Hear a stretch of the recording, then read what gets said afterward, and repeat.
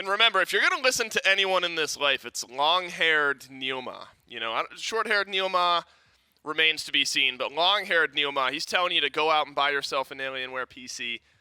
Well, you better listen to him. And here's the good news. If you want to do that, you can get a discount if you go on over to SMITEGame.com/Alienware and use code AWSMITE09. That is the one thing that long-haired Neilma left out.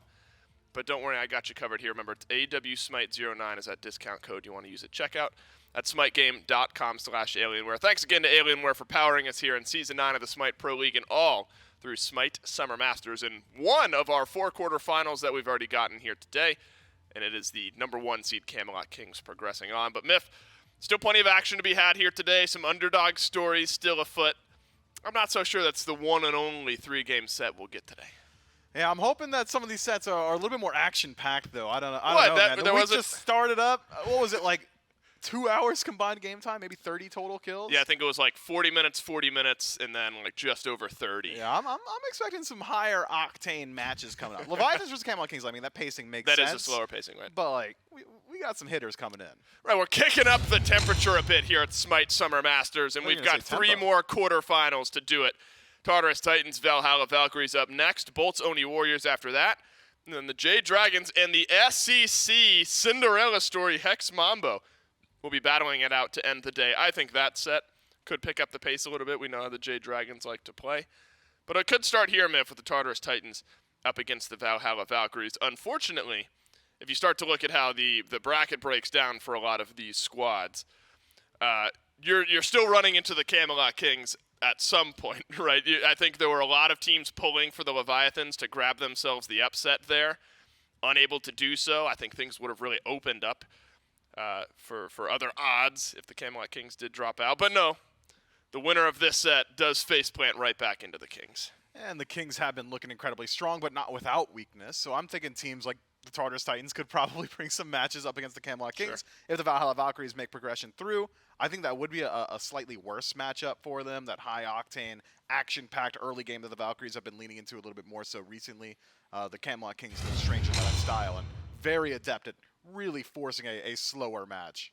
And Myth, I think the Tartarus Titans have been playing a much better brand of Smite for themselves recently as well. Honestly, I know the Oni Warriors don't play till later, but kind of an opposite trajectory from the Oni Warriors, where Phase 2 started off more tough for the Tartarus Titans, then really came online towards the end of Phase 2, and are now expecting big things from this Titans team. A team that always tends to show up during these tournament events. You know, they try out new things during the regular phase, the regular season, during just round-robin style of play. Find some stuff that works, and then come tournament time, they bring back only the stuff that works, and they make it really look good. And one of those players who steps up this time of year is Aror. Been playing some really good support for this team. Yeah, and to speak on that experimentation that you touch on lightly, nothing worked, right? All these warriors in the duo lane, and eventually they were like, hey, tournament time's coming up, Masters is next week, let's go back to playing Hunters. And almost as if they had flipped a switch, the Tartarus Titans started winning again. So I think getting Aror back on his standards, these aggressive picks, CycloneSpin, back on gods that auto-attack from a range and are good at killing objectives and structures, has really looked good for this team. Layer's been having a phenomenal performance out of the jungle recently as well. So when the Tartarus Titans are playing the Tartarus Titans style, this is a team that is incredibly difficult to contend with. That's not to say that I think it is outside the realm of expectation for the Titans to say, hey, maybe CycloneSpin just pops off on Bologna today. Yeah. They might say it. Whether or not it's true, I'm not so sure. Yeah, they're allowed to say whatever they want, but whether within reason. Within reason, of course, but whether it actually transitions into in-game success, TBD. Now, how about a story in the Valhalla Valkyries? I mean, a team that struggled heavily to find success early on in Phase 1, finally got some wins rolling in Phase 2, a win rolling in Phase 2. But a team that I think still has raised some eyebrows as of late, Miff. Remember, they beat the Atlantis Leviathans towards the end of the phase, took the Oni Warriors to 3 games, and looked competitive in a couple of the matches against the Camelot Kings earlier on here in Smite Summer Masters. And so I think the Valhalla Valkyries and Gamma, really this dual lane specifically, have started to get into the any given Sunday territory. It used to be we kind of look over the Valks. I think we've started to progress towards if the Valkyries show up, they can compete with many of the teams in this league. Yeah, so long as they're all having a good day. And Right. that has been a conversation for other teams in the past. The SoloOrScares, that Any Given Sunday squad. The Jade Dragons, for a time, were in that position as well. Not since Scream has rejoined that team, undefeated since then. But you were right in saying the Valhalla Valkyries really have stepped up their gameplay as a whole recently. And I think the dual lane may be the most improved on this entire team. We always knew that Aqua was going to be able to hold his own in any singular laning phase. We knew that Kyrmi was the one who's getting involved when the Valkyries were looking good in the past. But the conversation that we used to have around the Valhalla Valkyries was just a quiet dual lane, isn't it? Gamma would rotate around, Wowy would generally play pretty passively, but as of recent, both Gamma and Wowy have been getting a lot more active on the map. Wowie's looking for solo kill opportunities. Gamma has found a god pool that fits him very well. I think the theming of his god pool is, if it's got walls, Gamma wants to play it. Ymir and Kabrakan kind of come to mind for him. And now that they've found that confidence, I really think that is what it is. The Valhalla Valkyries have refound their confidence and been willing to play a slightly more aggressive style, take a little bit more risks on the map, keep the enemy team guessing. Since then, they've been looking a whole lot better. It's difficult, though, come high-stakes Smite, to maintain that level of confidence. For some of these guys, this could be some of the most important Smite sets that they've ever played. Some of these newer players of the league, Kyrmi, Gamma. So when the stakes are high, are they keeping their mental in track, or are they capable of still going for those riskier styles of play? I hope so, because when they are allowed to do that, when they make that decision, they're a very fun team to watch. Yeah, you got to look back at week 1, I think, for the Valhalla Valkyries here. Beat the Eldritch Hounds in the SPL versus SEC matchup in their group 2-0, quick 2-0. Wowy dies once in that set. Then they get swiftly 2-0'd by the Camelot Kings in the SPL matchup there in that bracket. So then they drop down, play the Hounds again for promotion into this week. Another quick 2-0 for the Valhalla Valkyries. So against the SEC squad, steamrolled them against the Camelot Kings, to be fair. Not many teams beating the Kings right now. Got steamrolled. So I think for the Valks, building momentum is really the name. You want to win this set, of course, but I think that sets you up potentially later on in the weekend, depending on how good or bad this set ends up looking. But I think correct to highlight the duo lane, who has really stepped up. Wowy died only a couple of times in those SEC matchup sets. Been a lot of Xing Chen for Gamma as well. You bring up the wall picks. And so I think the dynamic between these two teams is a lot of fun. The Tartarus Titans, Myth, I think, still should be the favored team going into this matchup. They've just been playing better Smite as of late.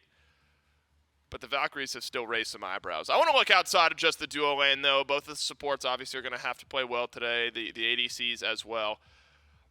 Oftentimes with this Valhalla Valkyries team, though, you look towards Kyrmi to kind of be rock solid out of the jungle for this team. Of course, we always talk about junglers building up momentum, building up pressure for their team. And Kyrmi has been doing it on some more unique picks. Ratatoskr, Nemesis, Osiris, Serket, Daji.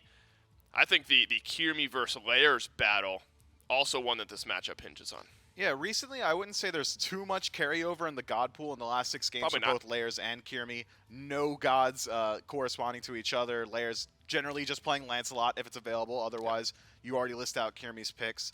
But what is similar between these two is methodology. Kyrmi and Layers both love to get active in the early game. Expect level 3 ganks and expect them to continue until late game. These two love to get aggressive, but don't absorb too much farm on the map and instead try and facilitate the rest of their teams. So I'm thinking we probably won't see too many bans dedicated to the jungle. Maybe just the blanket statement bans, right? Like you don't want to let the Erlongs through. The Osiris is still incredibly strong. But otherwise, because there is just about no parity in the god pools recently, I think that we might see the Titans and the Valkyries both kind of withhold their jungle pick until a little bit later in the draft. Yeah, counter picking important for both of these teams. Remember when the Valkyries first came into the SPL, it was a lot of holding BennyQs. Like that was the strategy, was BennyQ is picking last every single game, no matter what. I think this team has matured a bit past then. Benny has settled into the SPL mid laner meta style of role. Still a team that will throw some random unique picks out there every once in a while, but I think have matured quite nicely into the SPL meta. First roll of bans in, and the Lancelot not there for Layers. So 4 out of the last 6 games, Lancelot no more. I'll have to play something a bit different, as well as a couple of shots over to the Valhalla Valkyries. And I think smart in taking the Kabrakan away from Gamma, who's looked really, really good on that pick. And I guess Cupid remains atop the tier list here, Myth. Not only hunters, but maybe just picks in general. And the Titans will grab it first. Tier list standing notwithstanding, I'm thinking Cupid's just one of Wowie's favorites as well, so smart from the Titans to take away one of his comfort picks. Has a phenomenal laning phase, great aggression, great kill pressure, good healing in late game team fights. Something that I feel like people really sleep on is just how much healing Cupid does. Once you're full build, you're healing for upwards of 500 HP every single time you use those hearts. And you get the mana back refunded completely as long as you're not the one, the Cupid themselves, picking up that healing. So I think a strong pick that is going to stick around for a good long while. And that's not even about how dominant that ultimate is, the Fields of Love, and how much space it can control. This, though, is a bit curious. Chulainn locked in so high in the draft for the Valkyries, a pick that has been hailed and lauded recently as off-brand, generic brand King Arthur. Looking like King Arthur is just still out there. Yeah, but we so often see, Myth, if you're buying the off-brand stuff, the generic brand stuff, it's saving money. Yeah. And it's generally a pretty similar quality to the actual thing. You know, off-brand oatmeal versus on-brand oatmeal, in my experience, hasn't been that different. Buying a lot of off-brand oatmeal. Oh, yeah, tubs of it. You see me? You see, I look like an oatmeal guy. What is that supposed to mean? Well, you said like a guy made of oatmeal, or no, like a guy who is a big proponent there we go. of oatmeal that is cost effective. Got it. I thought you were like talking like Michelin Man status, like. Yeah, you are looking soft recently. It's all the oatmeal, Myth. It's the off-brand oatmeal. No, but it is a good point to bring up because Discordia plus King Arthur has been a very popular 1-2. The Valkyries had that option and go Chulainn instead. That leaves King Arthur open to SOT, which I don't love if I'm having to go up against. I do love it for the Tartarus Titans, not going against it, though, for the Valhalla Valkyries.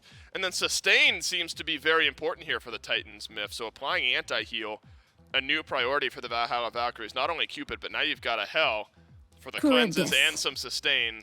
Wow. Interesting chess match here for the Valhalla Valkyries, and their answer is a Charybdis. Yeah, I was thinking maybe Kepri in that slot, a really high-valued support that fits into just about every single composition, but instead, Charybdis locked in. If you're concerned about the 1v1 potential that Cupid brings, and how could you not be? Cupid's so strong in that scenario. There are two picks that come to mind that are decent counters. Number one.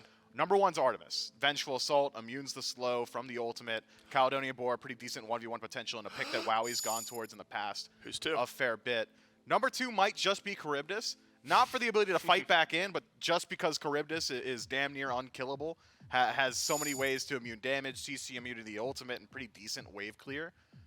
Generally, though, when Charybdis was locked in and when she was very viable in the meta, it was with double hunter compositions. That second ability having so much defense shred on it really opened up the door to taking a hunter into mid.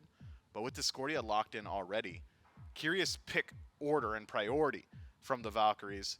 Kepri banned by them now as well, so the Titans will have to look a little bit deeper into their god pools, as will Gamma. Wall gods all removed. This is, I think you hit the nail on the head, man. An interesting chess match between these two teams. Xing Chen was still around. That's what Gamma has really been leaning towards when Ymir and Kabrakan are both gone, but the Valhalla Valkyries are going to ban it from themselves because Aror still needs a pick over on the other side. So actually, completely mirrored needs still for both teams. Both teams still needing a jungler. Both teams still needing a support, we assume, outside of very strange, very unique role swaps here for game number one. Remember, oftentimes, you know, experimental in game one, and then it's answers and adjustments in game two and game number three if we end up getting there. Nemesis, one final shot at Kyrmi. And you mentioned Myth maybe leaving those jungle picks to last in the draft. It does look like that's what the Valkyries are going to do. In an Atlas for Gamma, not an often picked god this tournament at all. Much less so for Gamma over the course of the year. An interesting support option. Titans are going to have to take their jungler here. Ravin and Pele have served layers well recently, both still available too. So, between the two of those, the picks that layers has been apt to go towards, I'm thinking Ravin has pretty decent matchup here. Telegraph CC from Charybdis when she comes out of that Whirlpool stance means you can overhead kick that. Atlas has to get in your face, charge up that pool, overhead kick that as well. Even the Golden Apple having desynced DPS ticks on you, then explodes a little bit later. Overhead kick makes that a very viable pick there too. But looking at the draft from the Tartarus Titans, as of now, lacking in confirmable hard CC initiation. Does Ravin or Pele make up for that? Not exactly. Nope. You've got linear initiation in the Pele, blink in, knock up, and hope that whoever is knocked up dies before they touch the ground. Or with Ravin, blink in and hope you've got enough DPS to create space for the rest of your team. He's got a root. He's got a root, he's got a slow, and he's got a whole lot of damage with those auto attack cancels, but You don't want to stand Ganesh in my as way. the lock-in. I mean, decent initiation from a range. Dharmic Pillar is very strong, more so a counter-engaged god can deal with the aggression of a Kakalan or even an Atlas who needs to get in your face first. And Lairs goes back to one of his age-old favorites, the Erlong Shen, bringing that aggression very early on. Erlong's pretty strong into Kakalan, also has a decent matchup into Discordia. The stealth that Discordia talks about after the erratic behavior, pretty easy to lock down with a pin, chase down immediately afterward. And Kakalan, at least in the early laning phase, is just using Salmon Leap on wave. Yep. You're jumping on wave, Erlong Shen's probably going to be there. How could we forget? I forget. I won't throw you under the bus. About I appreciate Ratatoskr. Literally talking about Kyrmi in the last jungler he played, Ratatoskr against the Eldritch Hounds. The 6-1-5 game from Kyrmi. So still plenty of options. I mean, Nemesis seemed like the more threatening choice to the Titans, who will ban out the Nem. But teams still needing a bit more initiation with their jungle pick. Get Erlong Shen for Lairs, and then the Ratatoskr for Kyrmi. Or that level 5 mark, of course, when you get your ultimates on, yes. But that semi-global pressure from Ratatoskr might have some good options here for ganks. I think it's more so playing spoiler to the Erlong Shen, right? Sure. I mean, you go in Mana Conceptor Erlong in the early game, you're just going to have way more DPS than what Ratatoskr's bringing early. But what you do have is global presence and the ability to make sure that, oh, you're blink 9 turns blessing my Charybdis, my Discordia. Ratatoskr's there with a knock up, a stun, and then the disengage immediately afterward. Or if you've got enough DPS, maybe some turn and burn potential. But looking at these drafts holistically, man, just going off of recency bias and how the meta has started to develop over the last couple of months, just feels like, knee-jerk reaction feels like the Tartarus Titans have come out pretty ahead. Very standard composition, has a whole lot of high-priority picks, good amount of aggression across the board, great ways to transition your way towards the late-game team fight with all the sustain, decent objective burn in the early game as well between Erlong Shen and Ganesh. Dharmic Pillars for the shred, and Erlong Shen similarly just for the shred. Whereas the Valkyries, on the other hand, have got themselves a composition that is incredibly hard to execute on. It's not the easiest initiation in the world. Blink ultimate from Kakalan, sure, it can start a fight off, but it's not exactly that displacement that you really want from your initiator. Atlas, a little bit one note in how he starts up these fights, and then Ratatoskr as the bulk of your backline dive DPS might make it difficult to shut down these very sustainable backliners of the Tartarus Titans. That's not to say that this Valkyries draft can't work out. This is a good composition, but it is going to be very, very difficult. And if they fall behind, the Valkyries that is, you're going to be hard-pressed to find your comeback mechanic. Well, it's difficult, specifically the falling behind part, because we have seen very binary scale Valhalla Valkyries throughout the year. Either they are rolling, they are aggressive, and they are in your face in the early game, they're pulling a lead, or it's just a slow burn and they're falling behind. Can the Valhalla Valkyries show up any given Friday for the Valhalla Valkyries? Game number 1, Valks vs. Titans, starts right now. Well, that any given Friday better be this Friday as we jump into our second match of the day. Nice. Tartarus Titans and the Valhalla Valkyries facing off. And kind of as we alluded to in the post-game of the previous Death segment, Charlie, this set, very important for the Valkyries. The last time they faced the Titans is a very close game one that the Valks felt they should have been able to win up against the Titans. Now they're going to have to really put it to the test because we've seen what Tournament Titans can do. Now we have to see what the Tournament Valkyries can play. You taking a look at these mid lane relics we've got going here? Shell and the shell from Paul I could allow, but BennyQ, he really picked up the meditation. He said, you know what? I'm up against some sustain. Why not? Wait, hold on. Wait, why would you ever pick hell, bruh? Just buy meditation. Now BennyQ is hell. You're like 30 health back on that heal, man. That's a lot. This is so easy. However, I do think that upgrading it to the cooldown meditation could be the play for Benny here, as well as Paul as the cleanse. So again, I'm not going to harp on the shell from Paul too much. I think I get the value here. You're trying to group up with your team, and you can fight early. You essentially have a second health bar in that regard. So maybe that's the call for Paul. But BennyQ, I'm gonna have to see it before I put my stock into the Meditation Discordia. I understand there's gonna be a lot of cooldown resets, but you might be getting farmed early if you can, you know, not hold on to that ultimate for CC immunity. I think as well, maybe a third interesting relic that we'll talk about after this 2v2. Layers stunned out, Aquarius finds the double root, but there's just too much damage between the mannequins and the bluestone from SOT and Layers. They're able to pick up first blood for the Tartarus Titans and get a pick on the solo.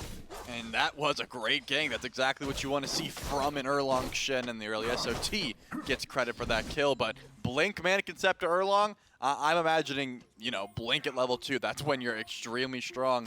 Of course, Kyrmi also wants to get aggressive on that wrap. Unfortunately for Aquarius, not going to be the best play, and you're going back to base. And now we get to see SOT with a lead from that lane. Already Layers is going back to the mid lane trying to continue, but this time might be getting aggressive upon. Probably not the best fight to take against Discordia Ratatoskr this early.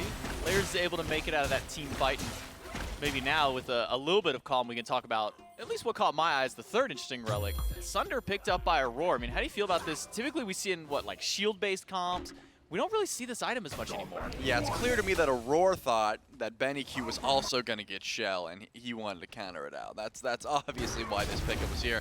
Jokes aside, I think a lot of single-target CC from the Ganesha, if you can shred some procs with Diamond Pillars, Sunder is going to continue that. The Blasting Sunder has actually been picked up a fair bit. We saw it last game as well. So just, you know, some tank shred, right? I think that's got to be the game plan here for the Tartarus Titans. They already come off to an early lead. When you get your carries ahead, which, you know, not yet, you have SOT with the lead, but once your carries are ahead, you know, the tanks start being a little bit less tanky. Throw a Sunder into the mix, and you can blow them up before they even know it. To be honest, I don't think I've ever called that Sunder by its proper. I know which one you're talking about, the AoE one. I've always called it the Splashing Sunder. That's it fair. It just felt appropriate with that. We've also, I don't think, have we ever seen the Siphoning Sunder? No, we see. Yeah, I always wondered, was it Siphoning Sunder or Sundering Siphon? Because I'd always get the mixed God, now you got me second guessing myself. Now, it's like a Mandela effect thing. It's like, no, it's always been called this. You look back like, oh wait, it was the other the whole time. But it doesn't matter because we never see it. True, Well, we don't have to see worry the about Sundering Blast because, you know, you got the chance to get that AoE effect instead of. Watch him pick it up this time now just to like make us like double down and eat our words. Unfortunately for BennyQ, caught in the middle of 2, but he's got ult. That would keep Layers at bay for now. And there's that meditation value, baby. Get a little bit of that, what was it, like 25 health he got back during all of that healing. I mean, he might have had to back if he's going to back anyways. Never mind. He's not. Oh, there we go. I was going to say, he wouldn't actually have to back if he pops that meditation. And you know what? Now he gets to stay in lane again. Just trying to match some of that sustain from Paul in the early game. You can upgrade it later. It's going to help you out a fair bit. Could even go the knock-up meditation for some extra peel, right? If you need some self-heal from these auto-attackers, CycloneSpin's dash gets caught, could be in some trouble. Gamma needs a few more swings. A dive in by Wowy in the Whirlpool. Knock-up is good. Cyclone is getting good body blocks from Aror and the minions, but he's not going to get enough. One more auto, can't find it! And it will be Gamma to pick up the kill. Yeah, I was going to say one more auto attack would do it, but Gamma's cooldowns come back up, and the Astrolabe finishes that one off. CycloneSpin. And I think Gamma deserved that kill because, you know, was able to catch the dash from CycloneSpin. That's the reason that kill was even, you know, on the table, and still able to finish with that one as well. So now we're going to see, you know, Gauntlet of Thebes stacked a little bit early, if that is the call, or I was going to say the Mail of Renewal, but it is going to be Gauntlet of Thebes fully bought at 4 minutes, and I imagine just going to start getting stacked up. And Gamma can use that influence throughout the map. That Gamma Ray Burst is one of those abilities that you can channel it in duo lane, but you can also send it to mid if you need. Fight over the blue. Goes to the blue team, but SOT might go down because of it, because rotation from Benny off the fight from earlier nets him now a kill, a second one for the Valhalla Valkyries, and now tying up what the Tartarus Titans were able to find as far as a lead was concerned. Now it's an invade onto the opposite side blue buff. This time Auror's rotated over, but Gamma's sticking by. And in the 3v2, it'll be the Valkyries, who not only get the pick from earlier, but a blue buff in return. Yeah, I mean, just a little bit too late there. You want to just be able to get the clean blue buff and get out. But the rotation from Kyrmi, which, you know, should be at that blue buff as is. BennyQ rotating in. That was the play they probably didn't expect. SOT was going to get chased down as is, but credit for the kill goes towards the mid laner, and Aror trying to steal away this Greater Scorpion for themselves and drops the Dharmic Pillars, catches Aqua in the process, and they want to chase this down. Here's finds a taunt onto Aqua. Paul needs a couple more abilities to hit. One more ought to do it, but Layers will grab the last auto instead. And the Tartarus Titans answer back with their second kill. Gold sitting dead even, Greater Scorpion stolen away. Will be a nice little boost over to the Tartarus Titans. But an early, we went 25 minutes in all 3 of our last games before we got kill counts like this. Now we got 4 within 6 minutes. Yeah, I was gonna say we were just talking on the desk, given that Camelot Kings and Leviathan set. Like, is this what the meta is gonna be? And the answer is simply no. I mean, the Tartarus Titans and the Valhalla Valkyries, they want to get active early, and they are not straying away from any sort of fights. If there's an invade, they are showing up. They're not saying, hey, you can have it. You know, we'll back up and we'll continue our farm. They want a brawl here. Because of the fact that Aqua's fallen down twice, I wouldn't expect him to hit level 7 first, but that assist and that blue buff confirmation has been going a long way. So SOT did have to put a little bit of extra respect onto this lane, as Kyrmi was rotating around, but more so just looking for the back camps and getting prepared for that next blue buff. Layers, I imagine, is heading there as well. Paul was falling a little bit behind in the mid lane as far as XP is concerned, about a half level between him and Benny, but it's just across the board experience mostly in favor of the Tartarus Titans. A level in the jungle, a level in that support role as well, as Gamma's been falling a little bit behind, despite the fact that they picked up that kill in the duo lane earlier on. Surprised to see that Gamma's fallen so far behind Trelly. Yeah, I think Gamma has been making the rotations over, but, you know, not really rewarding too much. I don't think that, you know, stealing away the blue buffs and things like that, that was where Gamma was a bit ago. While as Aurora has been fighting over farm, you know, dropping Dharmic Pillars onto the Greater Scorpions, things like that. Just, you know, sapping up a little bit more farm. If you're giving it over to your carries, it works out. If not, you know, it really just depends on the itemization. Of course, Aurora already has the sovereignty, and as we've said already, that Sunder could come into play. So using that XP to their advantage. Typically has kind of been during these. Once you got that first item online, then we see these supports usually upgrade their relic to that 3rd tier, somewhere around that level 8 time. So we'll see if Aurora decides to upgrade that Sunder a little bit earlier on, or if he'll hold at least for a little while longer. Mid lane double stacking looks to be the call from Paul, as we already have the Warlocks now working towards what I imagine will be the Book of Thought. So definitely aiming for late game in that regard for the Tartarus Titans, but at least we're getting a little bit more of an early start going on between the two teams, Trelly. Yeah, we are seeing a little bit of posture towards this red buff, and it looks like Layers and Aurora a little bit too late to that party. The purple buff is up, but they're not making any immediate rotation. Now that the Wowy and Gamma are coming, and Kyrmi does have a wrapper on the back here, but it looks like they're just trying to go for the steal, and actually they want the fight. Yeah, it's a double Sunder by Aurora. Dharmic Pillar holds Gamma and Wowy back. Double stun by Wowy is good, but Kyrmi's also got to get away. The 4 strong of the Titans plus all the sustain to their name. BennyQ separated, no meditation to help the rest of the team out. Makes for a clean purple buff invade for the Titans. And maybe even a Gold Fury. Pillar is down. The Valkyries know that they're there. Do they have the burn is the question. To Gamma. Gamma's looping around the back, but he goes back to lane instead. The Tartarus Titans with a clean invade and objective. Yeah, I'm surprised. Gamma probably could have went for the Astrolabe throw, but if you're dashing in at that point, I guess a little bit too worried about the pick after the fact. So the Tartarus Titans able to command that gold lead, about 1,000 in their favor this early on. But the XP lead is still looking, you know, different across the map. We see BennyQ sitting 1-0 on this Discordia, has the level lead over Paul currently, and also Aquarius is up in that solo lane. But Layers has also picked up a level, so it's a little bit spread throughout. It really just depends on where you're looking. And you would expect this Erlong to have the level lead, just because I think, you know, the Mannequin Scepter and then just so much early pressure. Kyrmi's been at these fights, but hasn't been able to translate into any kills just yet. We're seeing a Gold Fury before Pyromancer even spawns, and I think that's the strangest thing, given the fact that, you know, the meta has not been to pull a Gold Fury this early unless you can find opportunities like that. SOT, I think, taking a bit of the XP to rotate over to that Gold Fury, but it pays in dividends, and now the Tartarus Titans have that lead they want. And it's not just a pre-Pyro spawn Gold Fury. It was a gold with no ultimates available. Speaking of no ultimates, SOT uses his up against Aquarius. A taunt in by Layers is good. Aquarius is low. A rotation in. Aquarius by the double knockup. The apple just off the mark by Benny, but Kyrmi and the team rally around Aquarius. Aurora picks up the kill to close it out. But that's a 2-for-1 trade for the Valhalla Valkyries, maybe a third. But I don't think they're willing to commit the dive to Aurora. Yeah, not very often you get to see the Ganesh clean up a kill, so Aurora does answer 1 kill back, taking down Aqua, but SOT falls for the 2nd time this game, and Layers gets their first death. What another great rotation over to solo lane as Wowy wants to get aggressive, but he's taking a lot of damage. Finds the stun. CycloneSpin in danger, but Wowy's the one in even more pain. Kyrmi needed, I should say, one hit, but the heal coming in from Paul. Make sure that Cyclone will be just fine. An answer back for the Tartarus Titans as they find one clean kill onto Wowy. Yeah, I was gonna say, once again, BennyQ made the rotation over to solo, but we're seeing even more fight on the left side of the map. Before I can even highlight that, Paul wants to make sure that red buff belongs to him, so he's at it on respawn. As again, Kyrmi would love to confirm that kill with just too much healing. You know, Paul's been on point with making sure that the team is sustained, and that's gonna make sure that, you know, no return kill gets netted in that regard. But still, BennyQ has been able to stay ahead in this lane on the Discordia. Did put one extra point into that meditation, so trying to upgrade it as quickly as possible. 2-0, already finished the Divine Ruin. And Paul actually double stacking, now going into the breastplate. What a different style of build. I mean, we've seen Paul play this helm. We've seen him go, you know, the Book of the Dead. You know, he's never been one to shy away from some defense, but double stacking into the breastplate, he's gonna be hitting like a truck here soon. You were calling for maybe answer to the sustain from the Tartarus Titans.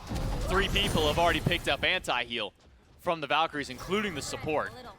But all that anti-heal's not gonna help burn this objective any faster. Rotation in from the Titans, Aror drops ult.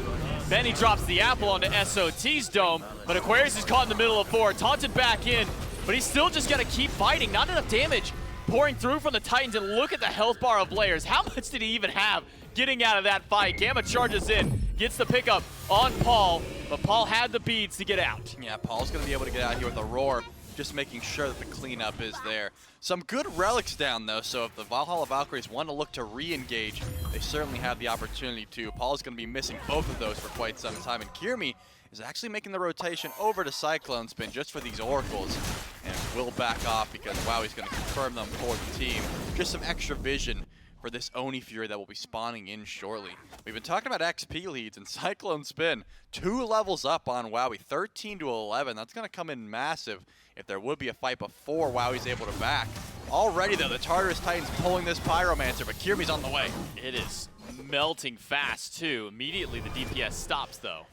As soon as the Valkyries show their heads through the midst of the jungle, 4 versus 4 fight would be the breakout. Roar's got ultimate soon. He sunders just Aquarius. That's all he's going to get is just the sunder and then the pull back from Gamma, make sure that Aror can't continue that chase. And the Tartarus Titans will go right back to the Pyromancer. SOT and the rest of the group have shown themselves now on the ward. So we'll return to the 4v4 skirmish. Aror cancels Ohm early. Aquarius goes in, finds 2 with the ult. SOT finds 1 with his. Fields of Love is good. The Titans get the Pyromancer, stolen it away. Or they secure it for themselves, I should say.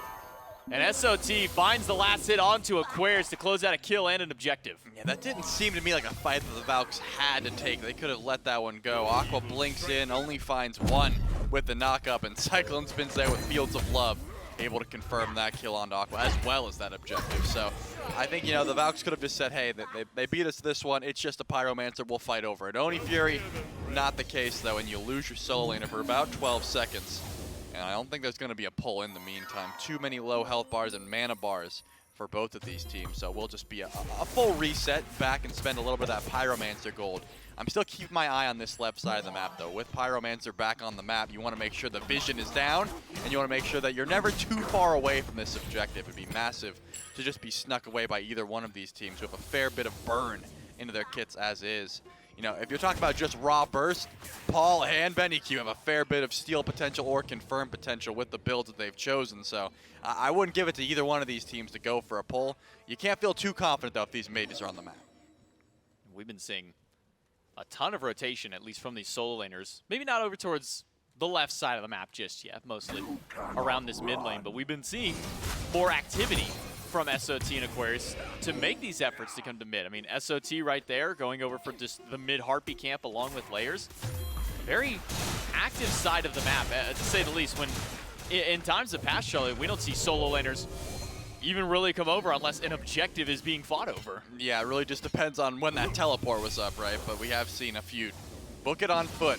Aquarius has upgraded that teleport, so should be able to make the rotation over whenever a ward is present, whenever fight towards that Oni Fury starts in, whereas SOT got about 36 seconds before the teleport's even up, and it hasn't been upgraded yet.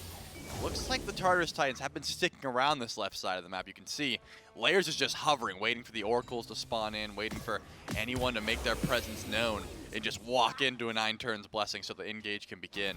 But I think the Valks they're onto this, right? They're not going to step up any way they can. They're going the safe route around to their red buff. They're not walking towards that objective anywhere dangerous. They don't have any vision. They know that Layers hasn't been on the map in quite some time. Aror does upgrade his relic. It's going to be that Splashing Sunder for himself, and then picks up the Bracer, fully upgraded as well. So, Tartarus Titans support, armed and ready for this fight. But CycloneSpin dove on by Kyrmi, pops the beads, pops the ultimate. Kyrmi is losing this fight. The Heart Bomb will take him down, but it's a 1-for-1 trade. But that was a lot expended by Cyclone just to get that kill. Same with Kyrmi, beads from both of them. Yeah, Cyclone used the beads and the Fields of Love. I think you're happy trading the 1v3 though at that point, right? Like you understand that you're a little bit out of position. You have to dash away. You see rats in the air. You're like, all right, I'm just gonna drop Fields of Love. I'll beads. Hopefully I make it out. But you're happy with getting the return kill, and that at least stalls the objective. You know, having your ADC gone means the Titans probably aren't gonna want to make that pull in. The Valks don't have Kyrmi. One of the best stall tools in the map currently is just whenever he's up to go through the Cosmos onto that tree and just look at the objective. So it doesn't look like any more objective pulls to be had. And actually, some more pressure on the right side of the map. I always keep my eye on where these junglers are headed, given the fact that Layers is heading towards speed and towards the right side. Definitely no Oni Fury being pulled, and we got some time before any more action happens on this side of the map. Will be cooldown med out of BennyQ. So he's finally upgraded that one along with buying his Obsidian Shard. So some percent pen online for Benny. And that Cloak of the Ascetic. So 2.5 off of all your cooldowns as that one pulses out through there. Plus the extra healing for your health and your mana. So some answer back to the sustain at the very least for the Valkyries to try and answer to what Paul is able to deal out. As mentioned earlier, a lot of anti-heal being picked up, and that just feels like it comes as the nature of going into Hell. You see Hell, and you're wondering how many anti-heal items can you buy just by yourself. Yeah, you really do want to get some extra anti-heal online, but the Oni Fury is online currently, and the Tartarus Titans have the pull. Wowie's here, and here comes the rest of the Valks. The ultimate, and the ultimate is enough to just steal it away on his own.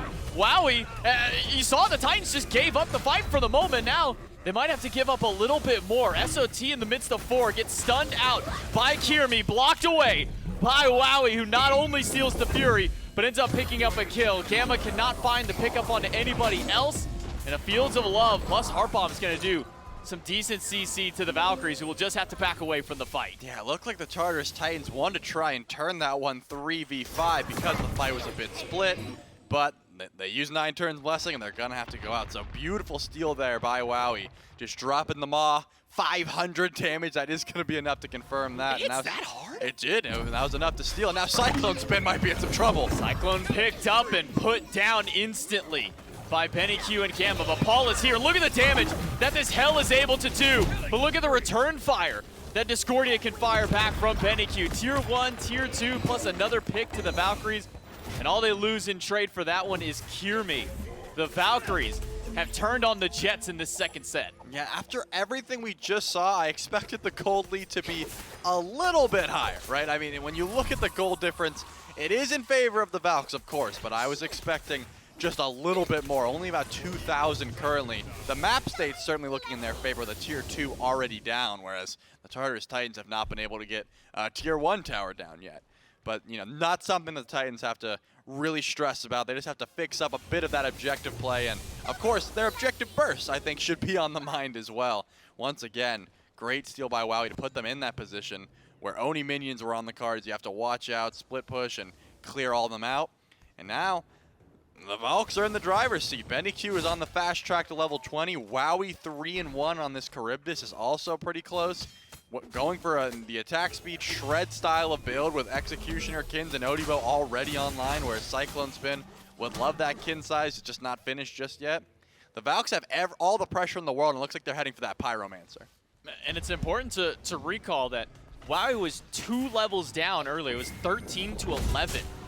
And Wowy has turned that lead to now 18-17 in his favor as opposed to against them. But all the zoning by the Valkyries sets up for a Pyromancer to be picked up by them. And Aquarius positioning himself to maybe try and break a fight out for the Valkyries.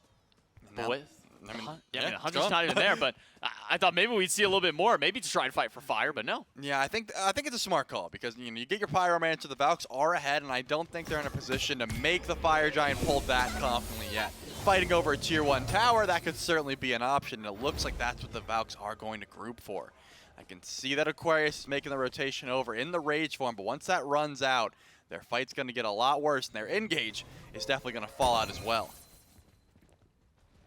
CycloneSpin in the left side of the map. He's not concerned at all what's happening in mid. Now that he's been spotted, that should be the call for the Valks to go for this mid tier 1 tower. Then we'll tank it up. And the Emperor's armor pick up by SOT. Second item.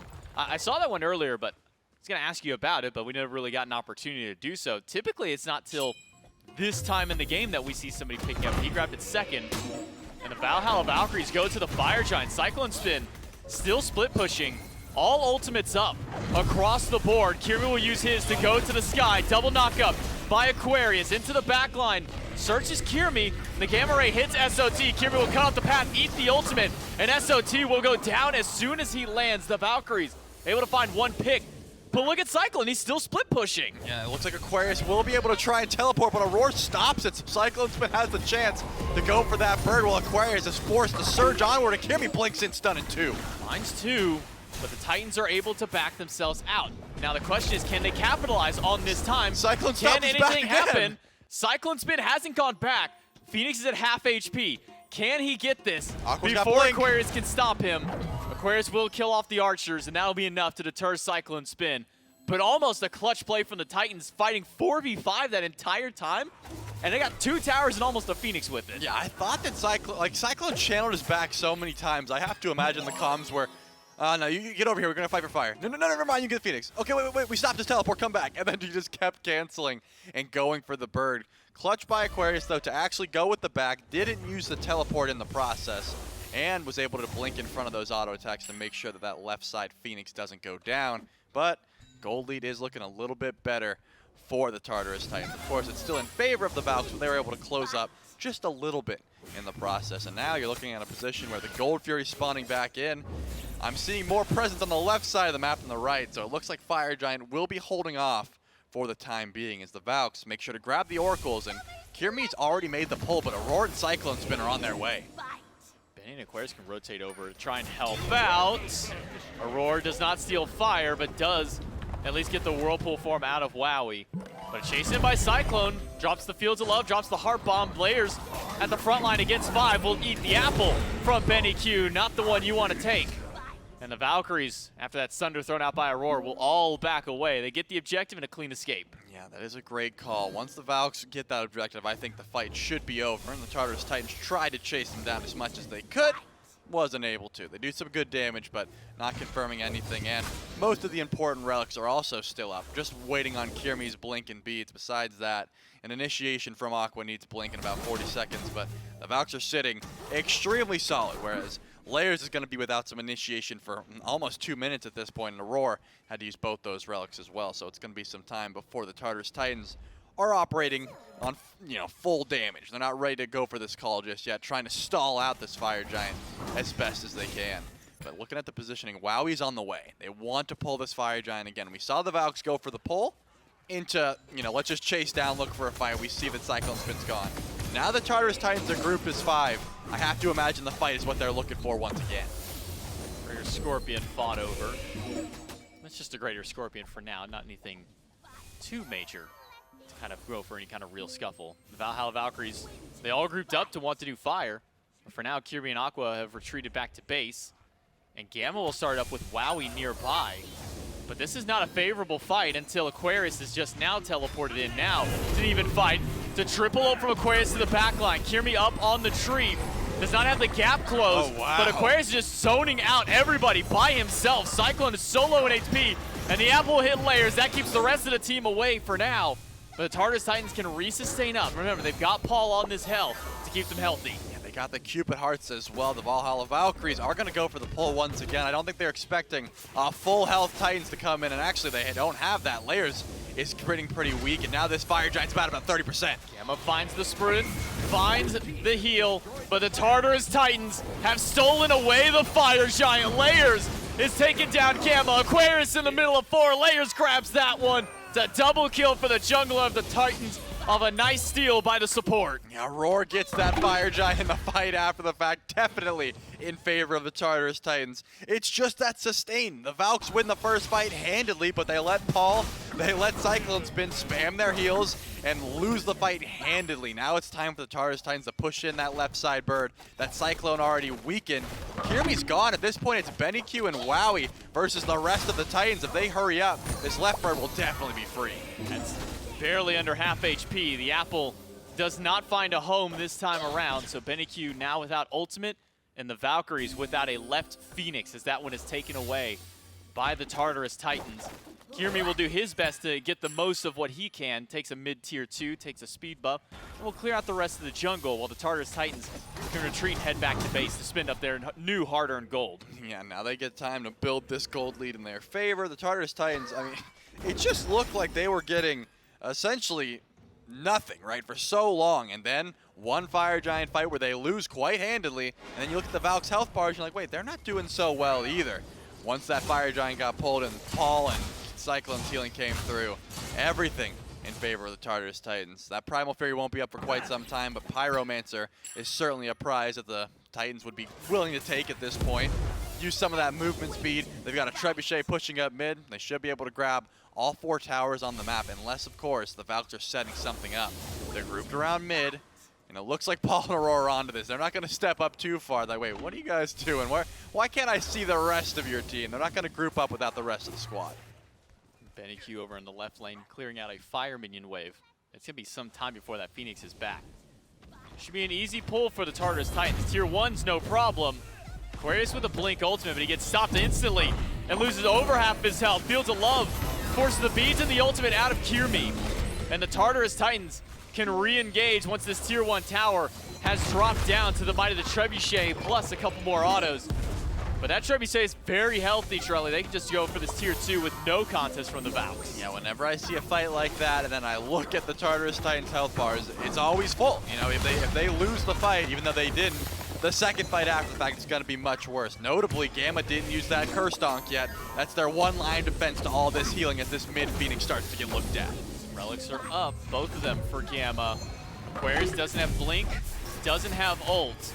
The only one with an ult still is Wowy and SOT. They're not going to go for too heavy of a commitment on this fight. Layers, in fact, has split himself over to the left side to clear out some minions and kind of divert the attention of the Valks. Yeah, now Kyrmi's on 1v1 duty with Layers, but doesn't have that global presence, doesn't have Through the Cosmos to get over and help out mid, as that Trebuchet has finally waltzed its way up mid lane, and Aror is starting to get aggressive. Looks like the Trebuchet will send some shots out, but the Valks haven't started the fight just yet. SOT to the back line, Dharmic Pillar slammed down, Aror stopped. The Golden Apple gets some good damage through, but Aror is still alive for the time being.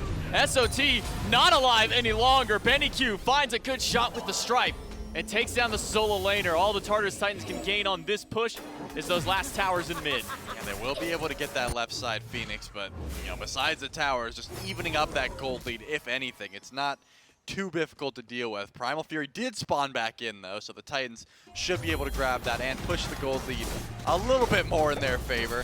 But we're going to be going into a situation where if Aquarius is clearing out left lane and that Phoenix spawns back in, it's going to be a pretty even game towards this enhanced Fire Giant, J-Mac. I mean, there's not too many advantages to really exploit up until, you know, the Fire Minions. That's about it. And as long as Aqua's clearing and teleporting in, it's really just going to be that even brawl towards the enhanced Fire Giant, which, given the way that this early game was going, you know, only 20 kills in, it did slow down a little bit towards these 5v5s. And now it looks like the Tartarus Titans are going to push up and try and get some vision down while they still can. Aqua is the one pushing up left, so has teleport available, and about 2 more Fire Minions will have to stop before this Fire Giant touches down in 30 seconds. But already the Titans are here. They're looking to get aggressive. If anyone steps up, Layers has the blink, and Kyrmi actually could be in some trouble. Nope, not going to blink it. I was going to say, just going to go for the pin here. Doesn't know where the rest of the fight is.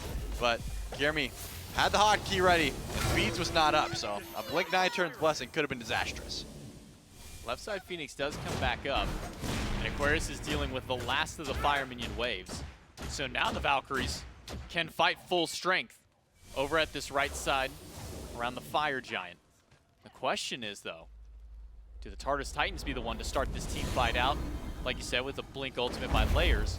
Or is it the Valkyries who maybe try and make something? Aquarius on his way in, Blink is up for him, but the Enhanced Fire Giant is already started up. Half HP on the objective. SOT gets picked up by Gamma, thrown into the backline, and Wowy dealt with by SOT. Kyrmi and Aquarius go to the backline. Paul rooted in place, rooted once again. Aquarius and Kyrmi are doing all the damage in the backline. They will find 2 in the midst of this pick, but Kyrmi will go down to SOT. Aror slowed down, beaten down, and taken down. Aquarius finds the double. And now the Valhalla Valkyries are marching down mid lane looking for SOT. Layers was hiding in the back line, seeing if there was a chance to go in, but decided to channel the back and go for the base defense.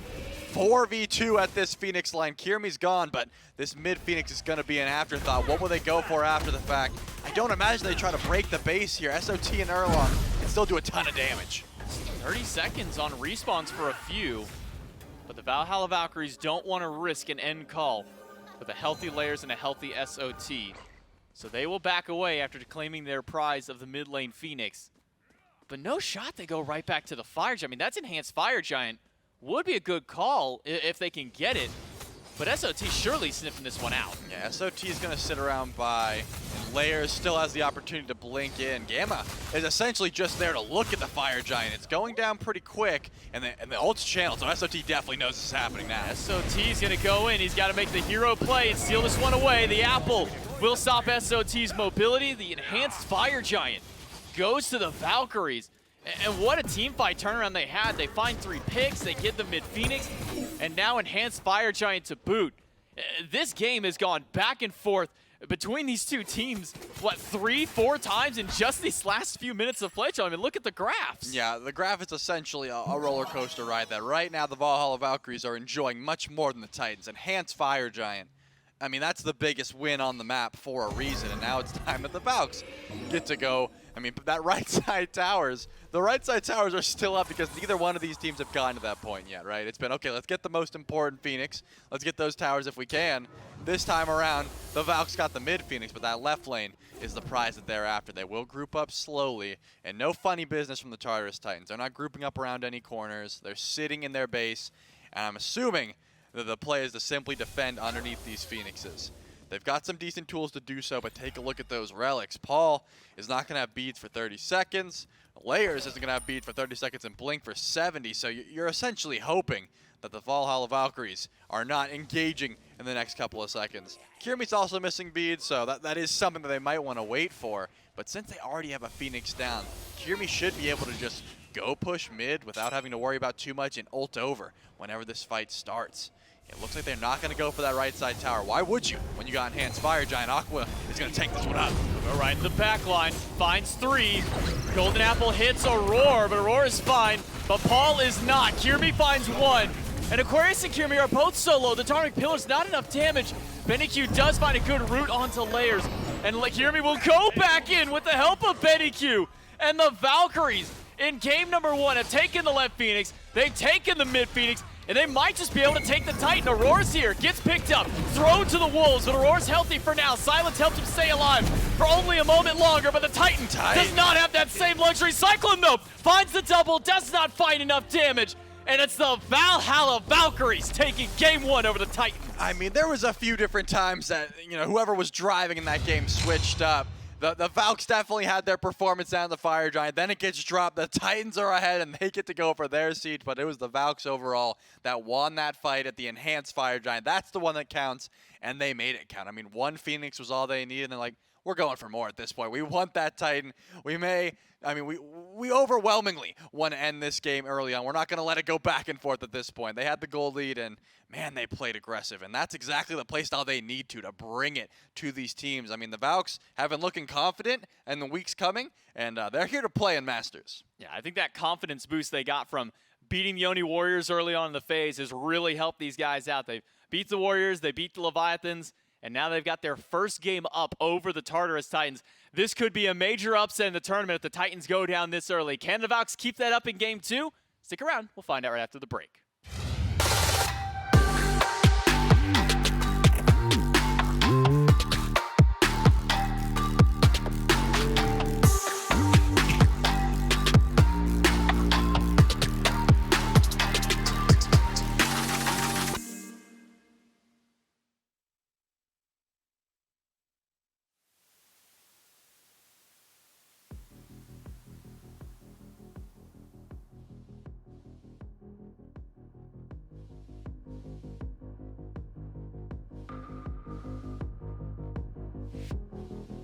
Yeah, so far this Masters, I think that our performance has been kind of iffy.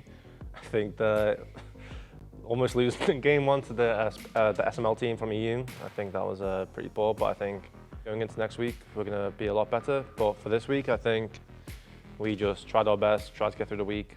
Luckily, we were first seeds. We had a pretty easy time getting through the group. As a team, we've done really, really good. Our performance has been, like, I think, comparing it to scrims, it's been a lot better. Usually we have rough scrims, or we tend to have rough scrims before an event, but that's just part of the course. And I'd rather be losing scrims than winning scrims. We learn more. I think our performance has been pretty good. We're still trying to mesh with Scream and kind of get used to him as a player and how he wants to communicate and what he does as a player. But overall, I mean, we haven't dropped a game yet with him, so we're definitely feeling pretty good, feeling confident, and still just trying to improve each week with him. Our team performance so far has been pretty all right. I mean, we beat the SCC team as expected, and we came off a win against the Scarers pretty confidently as well. So I feel like it's been pretty good. My team's performance, I mean, mine included, it's not looking super clean for the time being, not as clean as we would like, obviously. We lost 2-0 to the Jade. I think both of those games was very playable. I think more than anything, it was on us to kind of drop the ball and then also picking it up and being very clean with it. And then we played the Adapting's team, the EU boys, Coast and them guys twice. First time was cleaner than the second time. But I think we have a week now to work with, and going into the next week of things, we just have to really put in the work and put in the effort and clean this up. My team's performance so far has been pretty lackluster. We're definitely not at the top of our game yet, just something we're continually working on. I think as, you know, getting another week of practice here before the bracket is going to be really, really helpful for us. I'm definitely really happy with how we've been growing. I feel like we've really been coming into our own, and I just hope we keep on this upward trend, but we got to wait until next week to see, I guess. I think day 1, we were kind of lost. Like, we didn't really know what to do because I think that the entire team was sort of expecting to play similarly to how we do with Trix Tank. So everybody sort of like still kept their same style, but Rotwin is a different style support. Everybody else, for the most part, like, you know, I guess what we practiced already was sort of expected, like, you know, individually, I guess, for everyone, so. I think it's more important to just get momentum going throughout the tournament. We have a really hard side of the bracket. So I'd rather play against the Leviathans, get some momentum, take that into the Titans in semi-finals. I also think they've been playing a bit down recently. I think their grasp on the meta isn't really all there. Maybe that's changed, maybe it's going to change going into next week, but right now I'd rather prefer the Leviathans. We don't really care who we play against, I think, as a team. We're confident, and I think in a tournament you have to be able to beat any team, so anybody. I don't really care who we play against, honestly. I just always have the opinion that if you're going to win a tournament, you have to beat everybody at the tournament. So either you're the best team or you're not. So whoever we play against is okay with me, and just continue trying to get better throughout the year, and, you know, doing our best is really all I care about. I would definitely want to play against the Valks or the Hex Mambo team because, you know, obviously coming in, the Valks they did beat us, but they are still relatively one of the weaker teams in the SPL. And obviously the SCC team, we think we would have a good shot against them as well. I think we'd probably like to play against the Oni Warriors the most, just because we have a lot of friends over there, I guess. Other than that, I'm not too picky about it, you know, like if we play against the best team in the world, like whatever, you know, where we'll try, and if we lose, we lose, right? It's fine.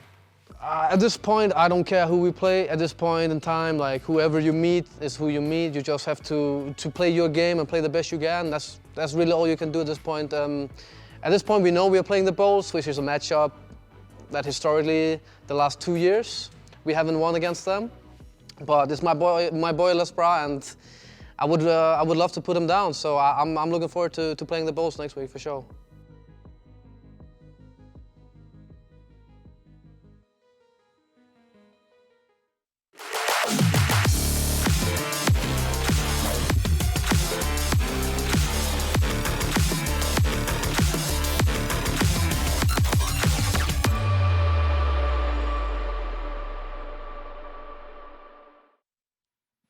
Any given Friday may in fact be this Friday for the Valhalla Valkyries if they're able to win game number 2, because game number 1 between the Valkyries and the Titans, quarterfinals here in SMITE Summer Masters, goes over to the Valhalla Valkyries. The Titans, they step up and they're able to fight Some. But by the end of this game, the shot calling, the team fighting better from the Valhalla Valkyries, the enhanced Fire Giant goes over, and the Valhalla Valkyries able to close things out in game number 1.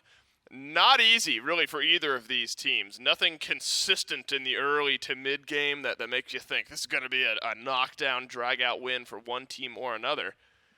Ball just bounces to the Valhalla Valkyries, and prepared enough to kick this one in the net and take a win in game 1. Yeah, I was really impressed by the adaptations from the Valkyries. After that 26-minute Fire Giant fight, we saw the Valkyries TKO, essentially, the Titans, and they say, oh, word, we did like 80% of 5 people's HP bars. We can go ahead and pull the Fire Giant.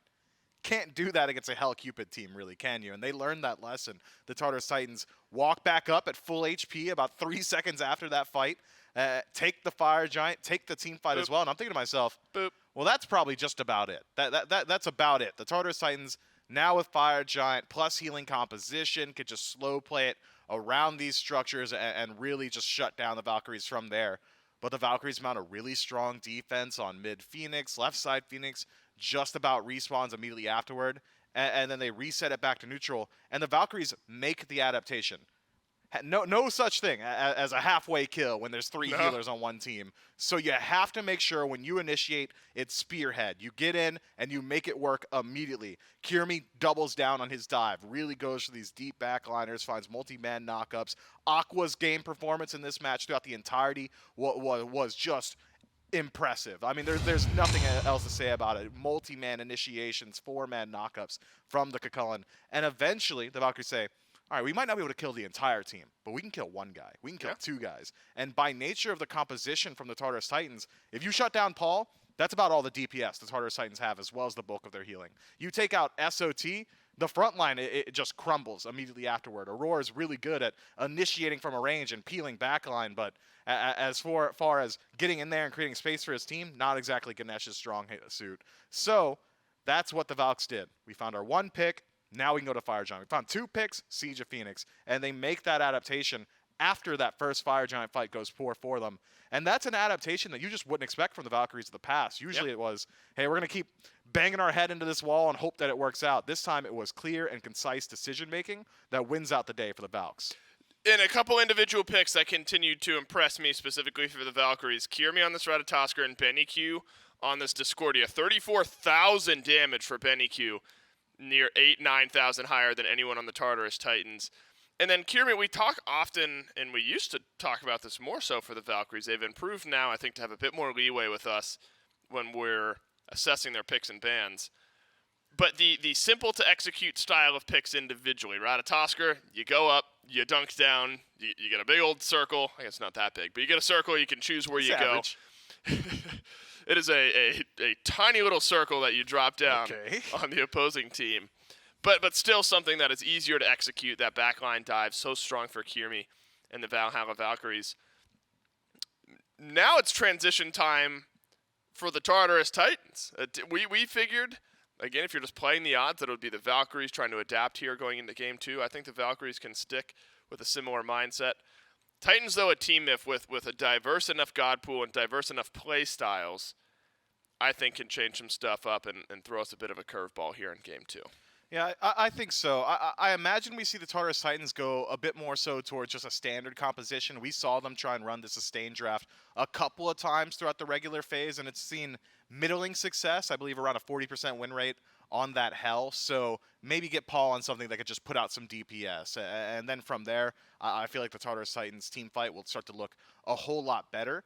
Because often when the fight started to go well for the Tartarus Titans, it was off the back of that counter initiation. Hey, you used your entirety of your kits. We resustained it. We went back in, and we just had more to use than you. But if the fight is dictated by that initial engagement, as it was post 30 minutes in Game 1, you kind of want someone that can return that damage consistently, and Hell's not exactly in that category. So often it felt like Paul sure could have returned damage, but was relegated to cleansing his team, relegated to being in that light stance and healing up for the entirety of the squad, and didn't have the opportunity to really utilize dark stance to its fullest extent. That's not a concern if you're just playing like Paul Silla or Paul the Morrigan or something like that. So the Valhalla Valkyries beat out one of the Tartarus Titans' best styles of draft, but that's not all the Titans have got. Now, I'm thinking we're going to see a much different composition this time around. Yeah, Paul has plenty of other options. Merlin, Discordia, Oleron for Paul. Not often you're blanking Paul, but if you look at the Titans in their last handful of matchups, 2-game loss to the Jade Dragons, Paul goes 0-1 and 0-5 in those 2 games. Then against the Aru Scorpions, they win, but Paul goes 0-0-12 on the Hell, and then 1-0-11 on the Discordia. Average game number 1 against the Leviathans later on. And then game 2 is really the only pop-off game that Paul had against the Leviathans just last week at 6-0-2. So been the Hell's been more facilitatory style picks, but still have those good late game carry mages for Paul as well. So I wonder where the Titans will put Paul going into game number 2. You got to win here. Remember, best of 3 single elimination quarterfinals, and the Valkyries have 1 game in hand, so a little leeway.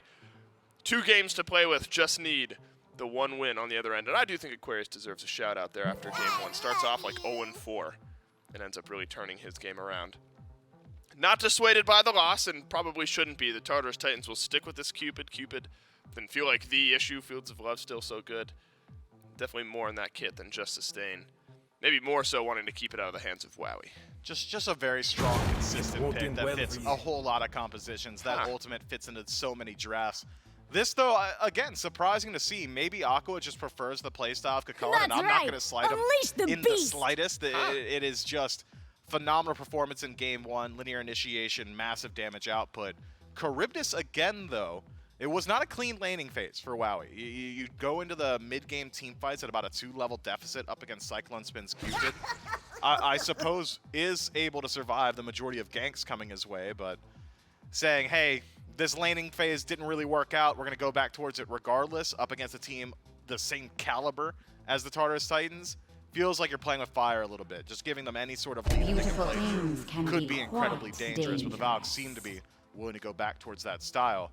Titans, though, already showing the adaptations. Ratatoskr taken away from Kyrmi, and the Morrigan for Paul in mid.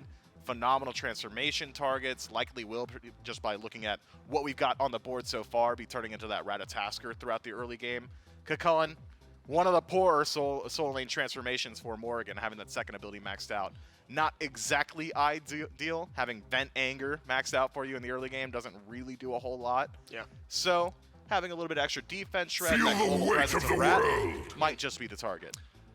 I was wondering, so there's still some options for where this Ratatoskr could go. Part of me was wondering if the Valkyries would pick Daji, because they ban out the Discordia. Daji was in that place. Could go Rat solo for those transformation options, and then Daji in the jungle for that transformation option for the Titans. But, and there's also still a Cthulhu if you want to stick a Cthulhu over in the solo lane and Rat in the jungle. I don't love that into Charybdis. Don't love it?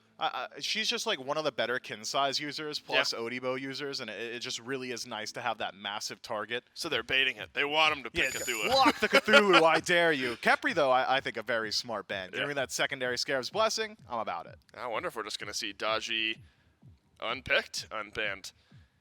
I mean, yeah, because it's so tough now for the Valkyries where do you want to pick a Daji and also give that option over to the Tartarus Titans? Morrigan just changes the way that you have to think about your draft. I mean, every single pick is like, but do we want them to get one of these also? Because Daji has just been so overwhelmingly pick banned throughout SMITE Masters. Could be one of the only instances of just completely foregone here. Forwent, maybe. I don't know which tense of that to use. Whichever one you said, I'm going to yes and it. Where it's completely foregone. Yeah, I don't know. I'm sticking with it. At any rate. They forwent that pick for sure. I think we're both right. Yeah, just for depending sure. on the for sure. Depending on the way that the tense in that sentence works. All after this Morrigan ends up getting locked in. And so what we're still assuming is jungle and mid needed for the Valhalla Valkyries, and on the flip side, solo and support, unless Ratatoskr goes solo, in which case it would be jungle and support for the Tartarus Titans. Lots of support picks banned away, though, between the Kepri, the Xingchen, the Kabrakan, and Atlas picked. And so it ends up being Osiris here, with a 60% win rate through 5 games. That should fall to Kyrmi in the jungle. One of Kyrmi's favorite picks. Plays with early game pressure. Has some decent lane targets. Up against the Morrigan, if you've got Mannequin Scepter, that stealth really doesn't work with that dot damage. Cupid, post-dash, just gets locked down so easily. Lord of the Afterlife to chase the dash post-blink. Sickle doesn't really have any ways to deal with that slow, barring using beads. So I like this Osiris pick. And it does just deal well with that healing. On the other hand, though, this is a pick that I expected to see a good deal more, especially after that performance from Deathwalker. The tier just looked so good for Hex Mambo. But up against this composition from the Valkyries, you don't exactly have the easiest targets to lock down. Tier's so strong at getting into that back line with that movement speed build, Wingblade, Ritual Dagger. But up against a Charybdis, who's got multiple ways to just ignore Fearless, not exactly sure I'm sold on this pick. Yeah, You don't especially want if you're to stand talking in about my way. good kin size users, things like that. Excalibur! Was that a fist pump from BennyQ when Ganesha and King Arthur were Yes! Yes! They locked in King Arthur, these idiots! It is what it seems like. BennyQ now the most talkative, and all ears on Benny. And now one final mid lane pick. Because BennyQ still the only one with a pick remaining. It's got to be something wild, right? Like, if he's fist pumping, seeing a pick like that, he's got to have something counter in the back pocket, but generally it'd be a snap lock in this slot. Well, it would be something very standard, like a Huang. Yeah, okay, nice. It just very sick. You baited him. Huang looking good. I think my guess is that BennyQ probably called, like, it's Ganesh King. Like, something I would fist pump over would have been, like, calling, oh, this is going to be a Ganesh, and then Ganesh gets locked in, so I fist pump that. Yeah, for sure. So I think it was more of a he called it, and they actually did end up locking that in, a personal celebration. If the Valks win this one, we could just ask them, right? Yeah, we could, potentially. At a later date, we will hear one way or the other what BennyQ is all excited about. If you're the Valkyries or their fans, you're hoping it's a win here in Game 2. Progress yourself onto the semifinals of SMITE Summer Masters. And Huang, Myth, rounds out the draft now for the Valkyries. So some of the picks the same, but a big difference here for Kyrmi, I think. You don't get that Ratatoskr back, and it's good old-fashioned literal dive into the backline. You don't get the ultimate in the same way you do on the Rat on this Osiris.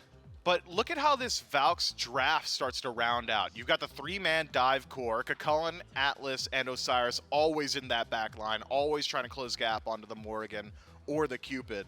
So what do you draft for your own backline? Survivability's got to be the name of the game. I had joked when Huang had come out that he's got a very similar ability in function to Charybdis. Remove yourself from the playfield by floating, land with a knockup. Charybdis, remove yourself by the playfield by diving underground, come out with a knockup. But what they share is immense survivability. Yeah. Both CC immune in their third abilities, both CC immune in their ultimates, both have pretty decent self-peel. Huang with the root, Charybdis with her damage.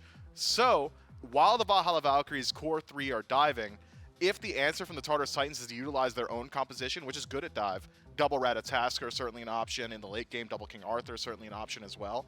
I would argue the Tartarus Titans will have a harder time hitting pay dirt, just due to the survivability of the backline of this Valkyries draft. Yeah. Whereas Cupid, you drop your heals, you have your dash. After that, you kind of don't have a whole lot left in the tank to deal with this Osiris. The Morrigan, post-transformation, if Osiris gets tether on you, you're just about done if he's got beads up.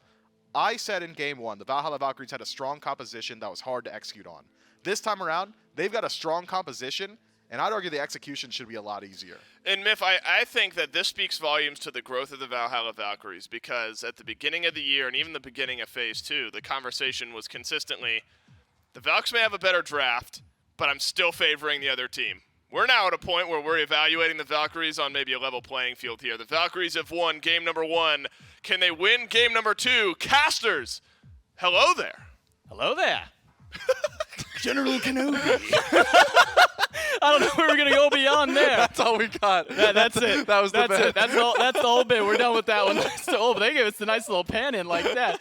Welcome to game number 2, where the Valhalla Valkyries are the ones up over the Tartarus Titans. A nice, it's about a 30 or so minute game out of the Valks in game number 1 to find the win. It's J-Mac, Trelly, and Doug in game number 2 to see if the Valhalla Valkyries can continue this winning trend of theirs. First it's against the Warriors, then they have one against the Levi's. Obviously they've made their qualifications against the SEC squads to get to this point, but a win against the Titans won't say will be the biggest upset of the tournament, but it'll definitely be one of the bigger upsets, Trelly. Yeah, but I figured it out. I mean, BennyQ's not up against the hell, and he didn't go meditation. That really was the call. He's like, I got to match some of that sustain.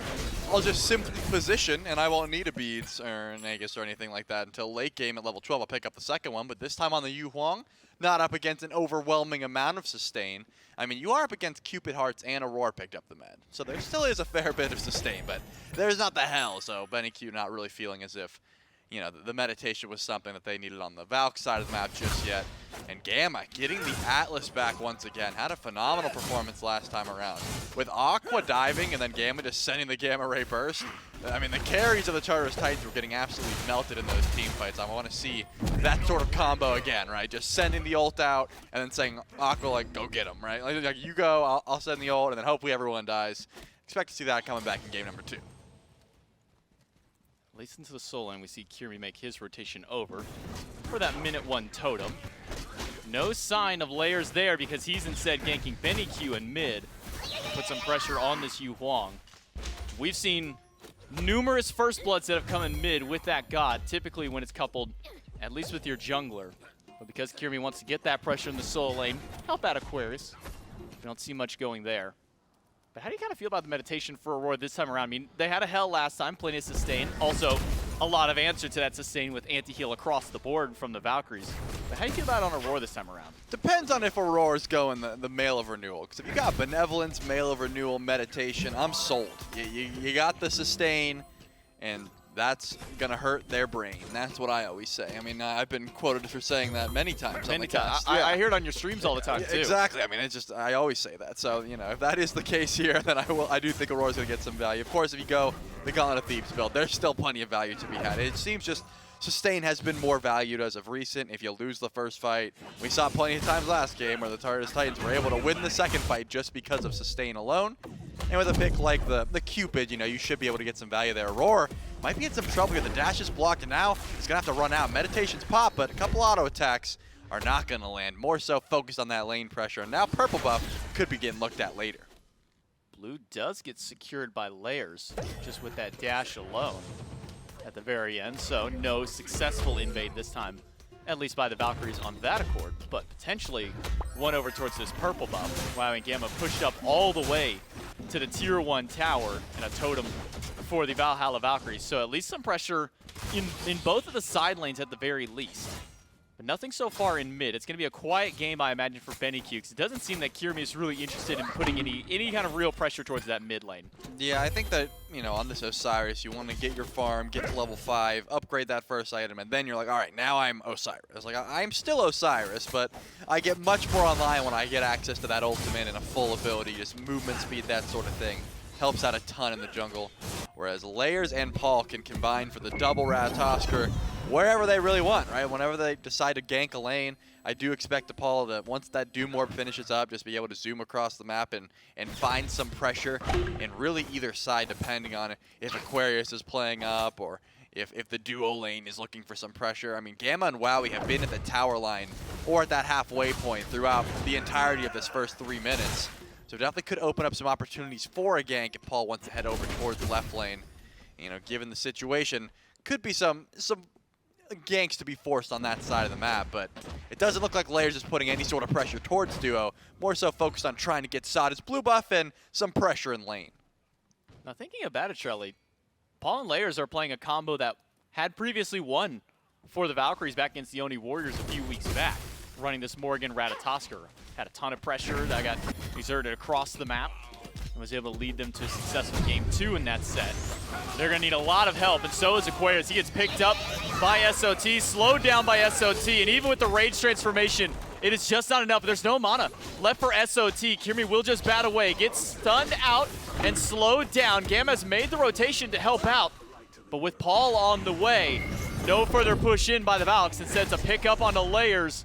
And unfortunately for Kyrmi, Gamma got stunned out of the pickup, so he just threw that ult right for nothing. Yeah, clutch stun there by Paul, though, to confirm that one to make sure that goes through. And BennyQ Actually does use the dueling dragons there just for some extra lane clear. And now I imagine BennyQ is going to battle this red buff for probably half an hour just because that's how long it takes to do a buff whenever your jungler's not around. Either way, though, great stun by Paul, and the rotation over to solo lane claims first blood for SOT, and looked like a little bit more aggression from the Valks. They wanted to be able to return a kill. Kyrmi wanted to go in there, but just didn't have the follow-up. Gamma got the grab, and Paul said, you're not throwing anyone underneath this tower. I'm going to make sure that stun goes through. So Lord of the Afterlife essentially wasted, but Kyrmi holds on to their life, right? I mean, as long as you're living at the end of the day, you should be able to stall for your cooldowns and just pick up your buffs and, you know, sit fine in that regard. So I don't think the biggest deal just depends on, are you going to consistently be putting pressure in this solo lane? If so, Aquarius is going to have a hard time getting online with layers consistently ulting over here. Aquarius will be not having the best time, at least for the next few levels, I imagine. Does have his first defense item online, so can fight up against SOT. Maybe not as easily, considering he does have a little bit of power for SOT at the time being. I'm curious as to where Kyrmi will try and put the remainder of his pressure. Definitely tried to help out in solo lane on the counter rotation. Maybe can make his way towards mid or dual lane if a relic gets burned. With that fight at the Chalice, so what we're seeing probably a lot of, at least in this lane, Trelly, is just every time SOT gets a charge ult, you fire it off and see what kind of what you can benefit off of. Yeah, and then Aqua fires their ult, transforms into the Rage form, but once again, here comes layers up in the sky, and Paul's not too far behind, but underneath the tower is Aqua, and that gank is already shut down. I think Aquarius is pretty wise to the ganks at this point. Sitting in 0-1, you don't want this to become a... Oh, never mind. I was going to say you want to become a habit, but could have found another stun. Not right timed, and now, once again, just sitting at that tower line. So Aquarius lives through the gank, and Paul did make that rotation over. I was thinking 2 rats could have been the detriment, but not wanting to tank up that tower, probably a smart call. For sure. Why we'll rotate over to help grab the Oracle Harpies for his team, so they can have some vision on this Gold Fury. It was about 1 more minute from now in game number 1 where we saw that first Gold Fury go down off a fight at the purple buff that at least went fairly well for the Valkyries. And now we'll see if they decide to make their push anywhere else. Though typically these pre-10 minute Gold Furies, really these pre-Pyromancer at all Gold Furies, are such a rare occurrence these days, Trelly. Yeah, it's usually the Pyromancer gets looked at, and then after the fact, maybe the Gold Fury's on the table. But last game, the Gold Fury was pulled very early on, so I think smart to have these Oracles prioritized for both of these squads. Just make sure that you got some extra vision over there, just in case some pressure gets sent to that side of the map. And again, we've already touched on it, but when you have the double global presence that Paul and Layers have, you never can really push up too far. Well, he's relatively safe on the Charybdis, but anytime that Whirlpool gets forced, you're in a little bit of danger if you don't know exactly where both the jungler and the mid laner of the of the Titans are. You know, you never know when you're too far up whenever there's a rat closing in. BennyQ once again, though, has been dominating farm-wise, like just XP-wise, sitting at level 10 on this Huang. Hasn't made these half rotations over to solo lane like Paul's been doing, so sitting about half a level up. And I imagine that will continue just by nature of wanting to rotate out. But Layers is here. I was going to say BennyQ might want to go into that Celestial Flight, but not fighting over these mid camps too hard. Not willing to at least risk the commitment towards something as seemingly insignificant, at least as these Harpies for now. BennyQ going into his second item here and towards this Lifesteal tree. And it feels like Benny is one of the only players still kind of experimenting on this half of the tree, you know, with how popular the Bancrofts has been getting with its buffs. We've seen a lot of Typhon's Fangs.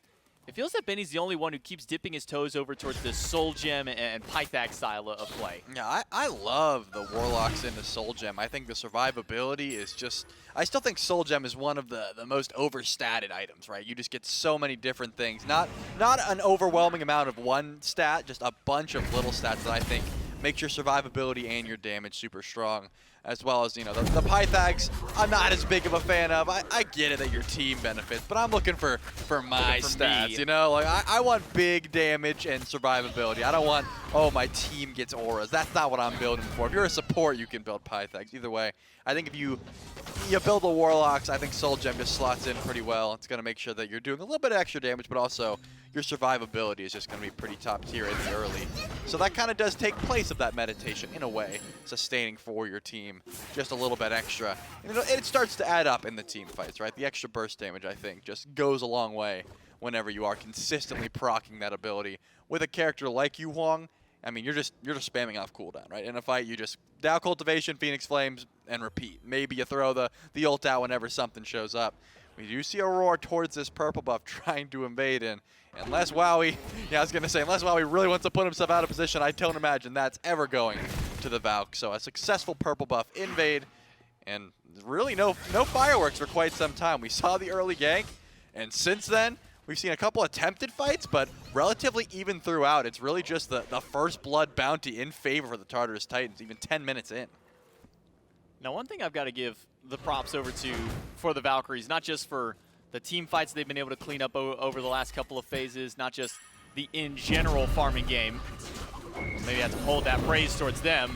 Double stun, at least over towards Gamma. Pick up on Paul, does go through this time around, and not a chance for me even de-transform just yet. BennyQ finds the immediate response for a kill for the Valkyries, and maybe an extra one onto Aror. Stunned out in place, one more hit would have done it, but the meditation keeps him alive. A dunk in by layers to try and find Gamma, but BennyQ is there. Pick up just off the mark by Gamma because he gets stunned out, and SOT puts him down. A 1-for-1 trade. Yeah, and that's going to be, I was going to say worthwhile for the Valks, but the SOT did make the rotation over to make sure that trade goes through.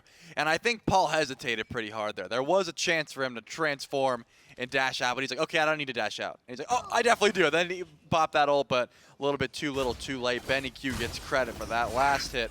And then again, the clutch rotation over from SOT made sure that the second kill of the Tartarus Titans goes towards this King Arthur. So I expect to see some even more aggression as this game goes on from the King Arthur, sitting with both of the kills. I mean, 100% of the kills that the Tartarus Titans have currently. But it still is not Gold Fury pull time, and for that matter, Pyromancer pull time. Neither one of these teams have shown any sort of presence towards those objectives. Vision, yes, but not full-on engage or even just a pull attempt to try and go for one of these. It's just been, you know, we'll get our pick, and then we'll back out, like, as fast as possible. We don't want to overstay. We don't know when the rotations are coming in, and I think it's a smart call. Looking at the XP, though, still BennyQ sitting about a level ahead. Layers has been able to climb one level ahead in jungle, so a little bit going over towards Tartarus Titans in that regard. But Aquarius hasn't made these rotations, right? Doesn't have the gold in hand that SOT has from those 2 kills, but has been sitting in lane. So about half a level in favor of Aquarius as well in that solo lane. Goodbye, Roar. Gamma goes for the pick of a second time. Ohmed out of that one, so he doesn't get to grab anything. BennyQ ulted, and Gamma and Kyrmi try and get on out. Kyrmi does have Lord of the Afterlife. Will use it to get over the wall. And now it's Paul in danger. Aquarius has found his way to the back line. One more hit would have done it, but Gamma picks up SOT and throws him away from BennyQ. But up in the sky was Paul, maybe going for a reinitiation or just trying to disengage himself.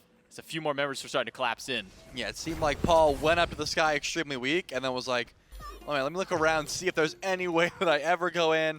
And I was like, okay, no, there's no way. Like, I'm actually just too weak at this point. Dueling Dragon's a bit off the mark there from BennyQ. I was expecting this big burst of damage, and unfortunately was not the call, but more so for Peel there. Kyrmi got out by the skin of his teeth. I mean, that was a very clutch Lord of the Afterlife after the pickup from Sod, getting over the wall towards Pyromancer, able to survive, and there really wasn't any more chase down.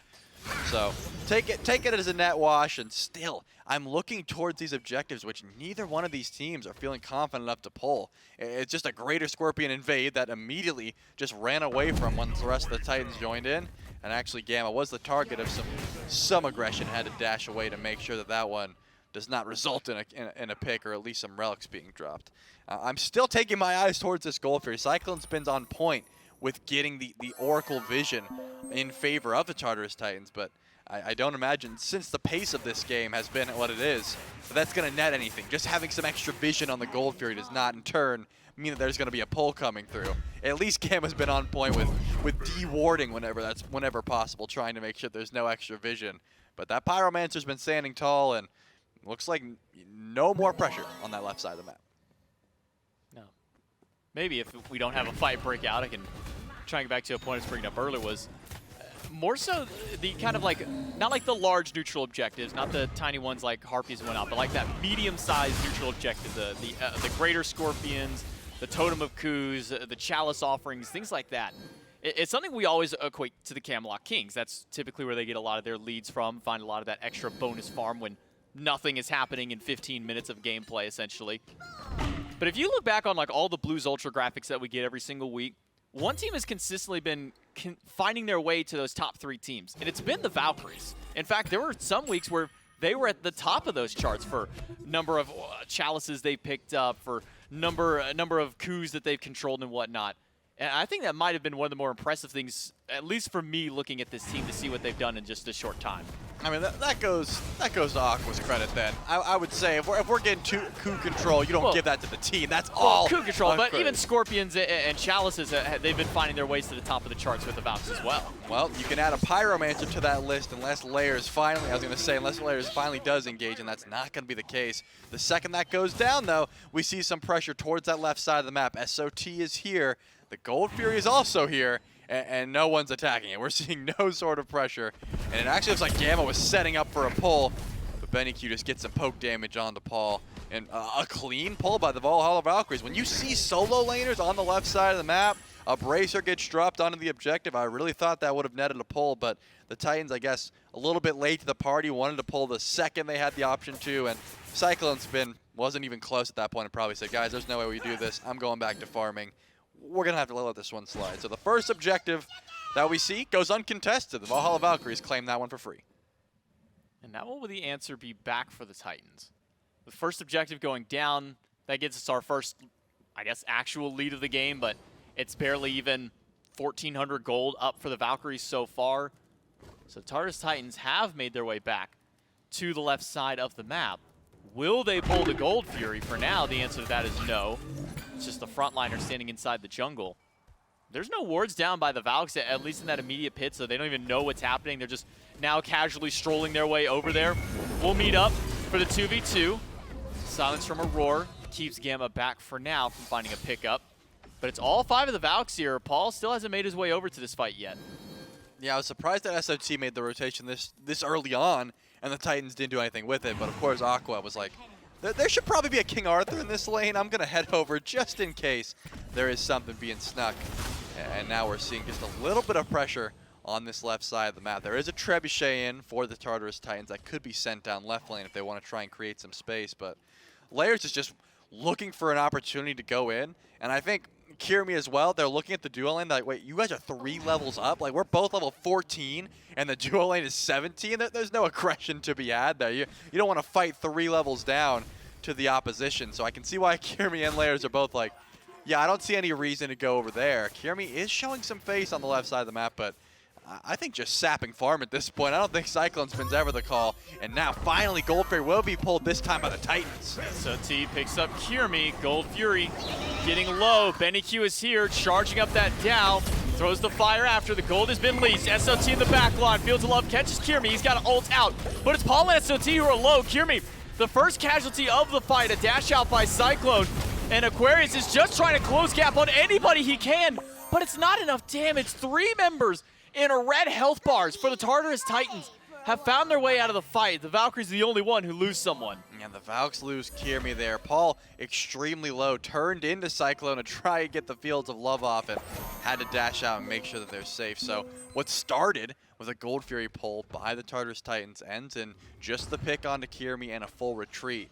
The gold lead, of course, is still in favor of the Valks because the Fury never went down. I mean, the Tartarus Titans never committed to the pull. They got the pick, and now with SOT coming back in at full HP, a re-pull is time. Aquarius is going to be the first one to see this, but has no rage in hand. He's not transforming for a bit.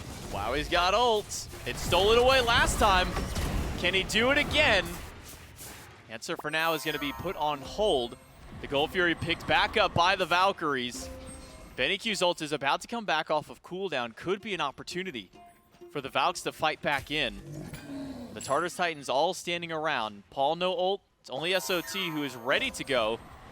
The Valkyries will pick it up once more, but it's Kyrmi who goes into the backline immediately. Eats a heart bomb, eats a stun, eats a knockup, and eats way too much damage. Layers finds the pick, and Aquarius tries to find yet again another 2, but Aror and SOT able to heal back up. Yeah, Kyrmi just didn't have the CC immunity to try and get out of that one. BennyQ hits a massive dueling dragons. I thought that ult would have been enough to confirm a kill or at least a chase down, but not going to be the case, and the Tartarus Titans win out on the fight. Leo's ult's back up, and now Wowy forced into the whirlpool is going to have to run away here, but Cyclone should have the Fields of Love after the fact. Layers dunked in early, but ult from Wowy was there, so no beads had to be used from the Charybdis this time around. But it is a big burst of ultimate damage that's now off the table for the Valkyries. Paul has his transform back up. Cyclone has his ult. It's just Gamma and Wowy this time to try and stop the Gold Fury. Aurora playing zoning duty, but his silence can only last so long. The Titans do get the Gold Fury, but no further fight beyond there. The Valkyries not willing to chase in enemy territory. Yeah, so the Titans are able to close up that gold lead a bit. Now only about 1,000. I mean, less than that in favor for the Valks. And I think Kyrmi just needs some levels at this point, like a little bit tankier, a little bit more damage, and I think that pull could have went extremely differently. But you just see Kyrmi get to the back line, get CC'd, no beads are up, and immediately deleted. And the Valks don't feel too confident fighting a man down, so they're forced to give that one up. They did go for a steal attempt. Gamma was close with the Gamma Ray Burst, but just not enough damage to confirm that one. And now we're in a situation where Pyromancer's already back up. Remember, the Valks were able to pull that pretty clean last time, but Wowy is still in left lane farming up, whereas CycloneSpin is here pulling this Pyromancer 21 minutes into the game. Kyrmi does not want to step up, so the Titans can get the Pyromancer and completely almost close up the entirety of the gold lead. Still about 300 that separate the two teams in favor of the Valkyries. Experience, though, still pretty up there for the Valkyries. Even though all this gold has started to climb its way back towards the Tartarus Titans, that experience has not changed very much. BennyQ almost level 20 on this Huang, had about a 2 or so level lead up earlier on. We're seeing a 2-level lead for Layers in the jungle, and then 1 level here or there, except for solo lane. Curious that Aquarius is the one with 2 levels up over SOT. Yeah, I've been noticing SOT rotates into these Furies early on, and then nothing really comes from it because the Fury wasn't pulled. Finally, it did get pulled, but SOT not feeling too good in the gold department because of the fact. Kyrmi forced into the Lord of the Afterlife, had to get out of there. Just a little bit too much CC and didn't want to waste anything, but take a look at Gamma's build. I saw the Divine Ruin, and I was like, okay, just a little bit of extra damage for this Atlas, but into the Staff of Mirrodin as well. Gamma is just trying to burst down these targets. I mean, it's one thing for like a flat pen item for extra damage for squishies, but when you throw a Staff of Mirrodin in there, you just got, I mean, a second mage at this point. Gamma's going to be absolutely chunking with the damage increase from Bracer as well. And if you're just shredding some protections with that Gamma Ray Burst, I think that's got to be the play here for Gamma, trying to do as much damage as possible. Whereas Aurora, just going full aura items, right? The Gauntlet of Thieves into the Heart Ward. Wouldn't be surprised if the Mail of Enrule comes next, just trying to survive through these fights. A different style of play. We'll have to see which one works out better.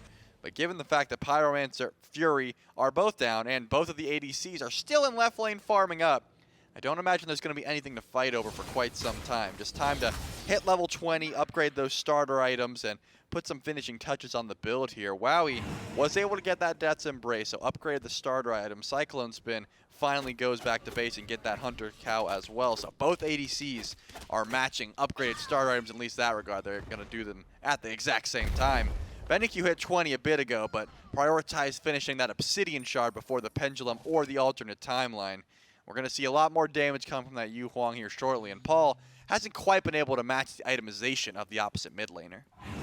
Aquarius and Kyrmi both just backed on wards, and the Tartarus Titans are going to start the pull of the Fire Giant, but they recognize that they have the man advantage. Teleports back up for Aquarius, and he did fully upgrade it. He'll instead go back to the Tier 1 tower.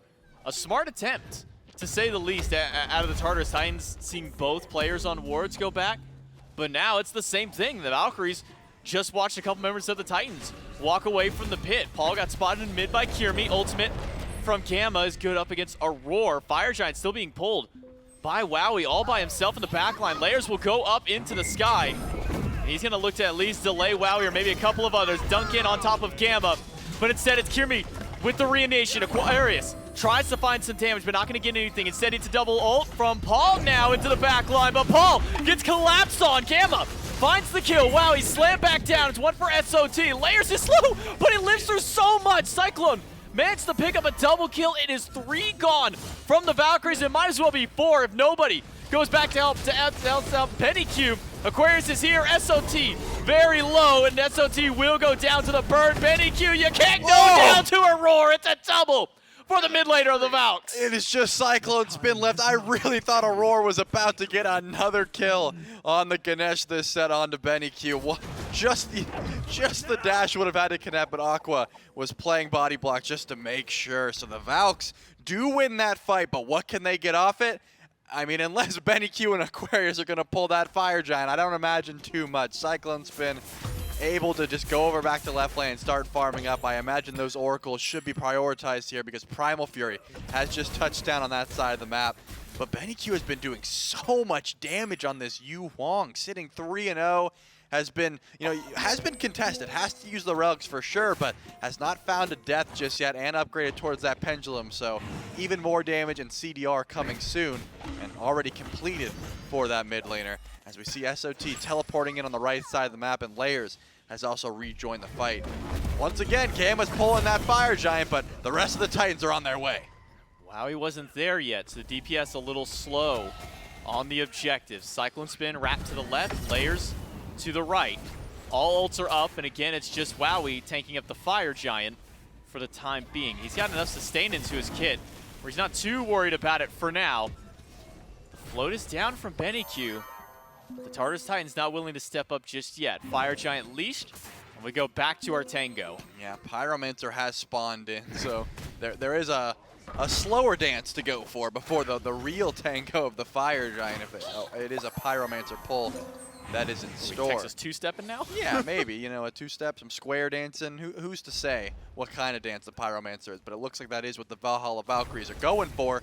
BennyQ is zoning. I mean, he is no longer the backliner. BennyQ is the front line. You want to get to the Valks, you have to go through Huang. And BennyQ still at the forefront of this fight, just holding down cultivation, waiting for some damage. He is seriously zoning, and they can't step up. The Titans are too scared. Why are they just letting one little mage boy be the defense for the Valkyries? Fire Giant once again does get leashed. Look at the damage that Gamma has accumulated over the course of this last little bit of a fight. But the Valkyries, the confidence that BennyQ has right now, maybe just the fear that he's put into the Titans, has made it seem like this Huang, which is a squishy mid lane mage, feel like the tankiest thing on the block. I mean, they just don't want to step up into the poke damage. I mean, take a look at the damage charts. He's top for a reason.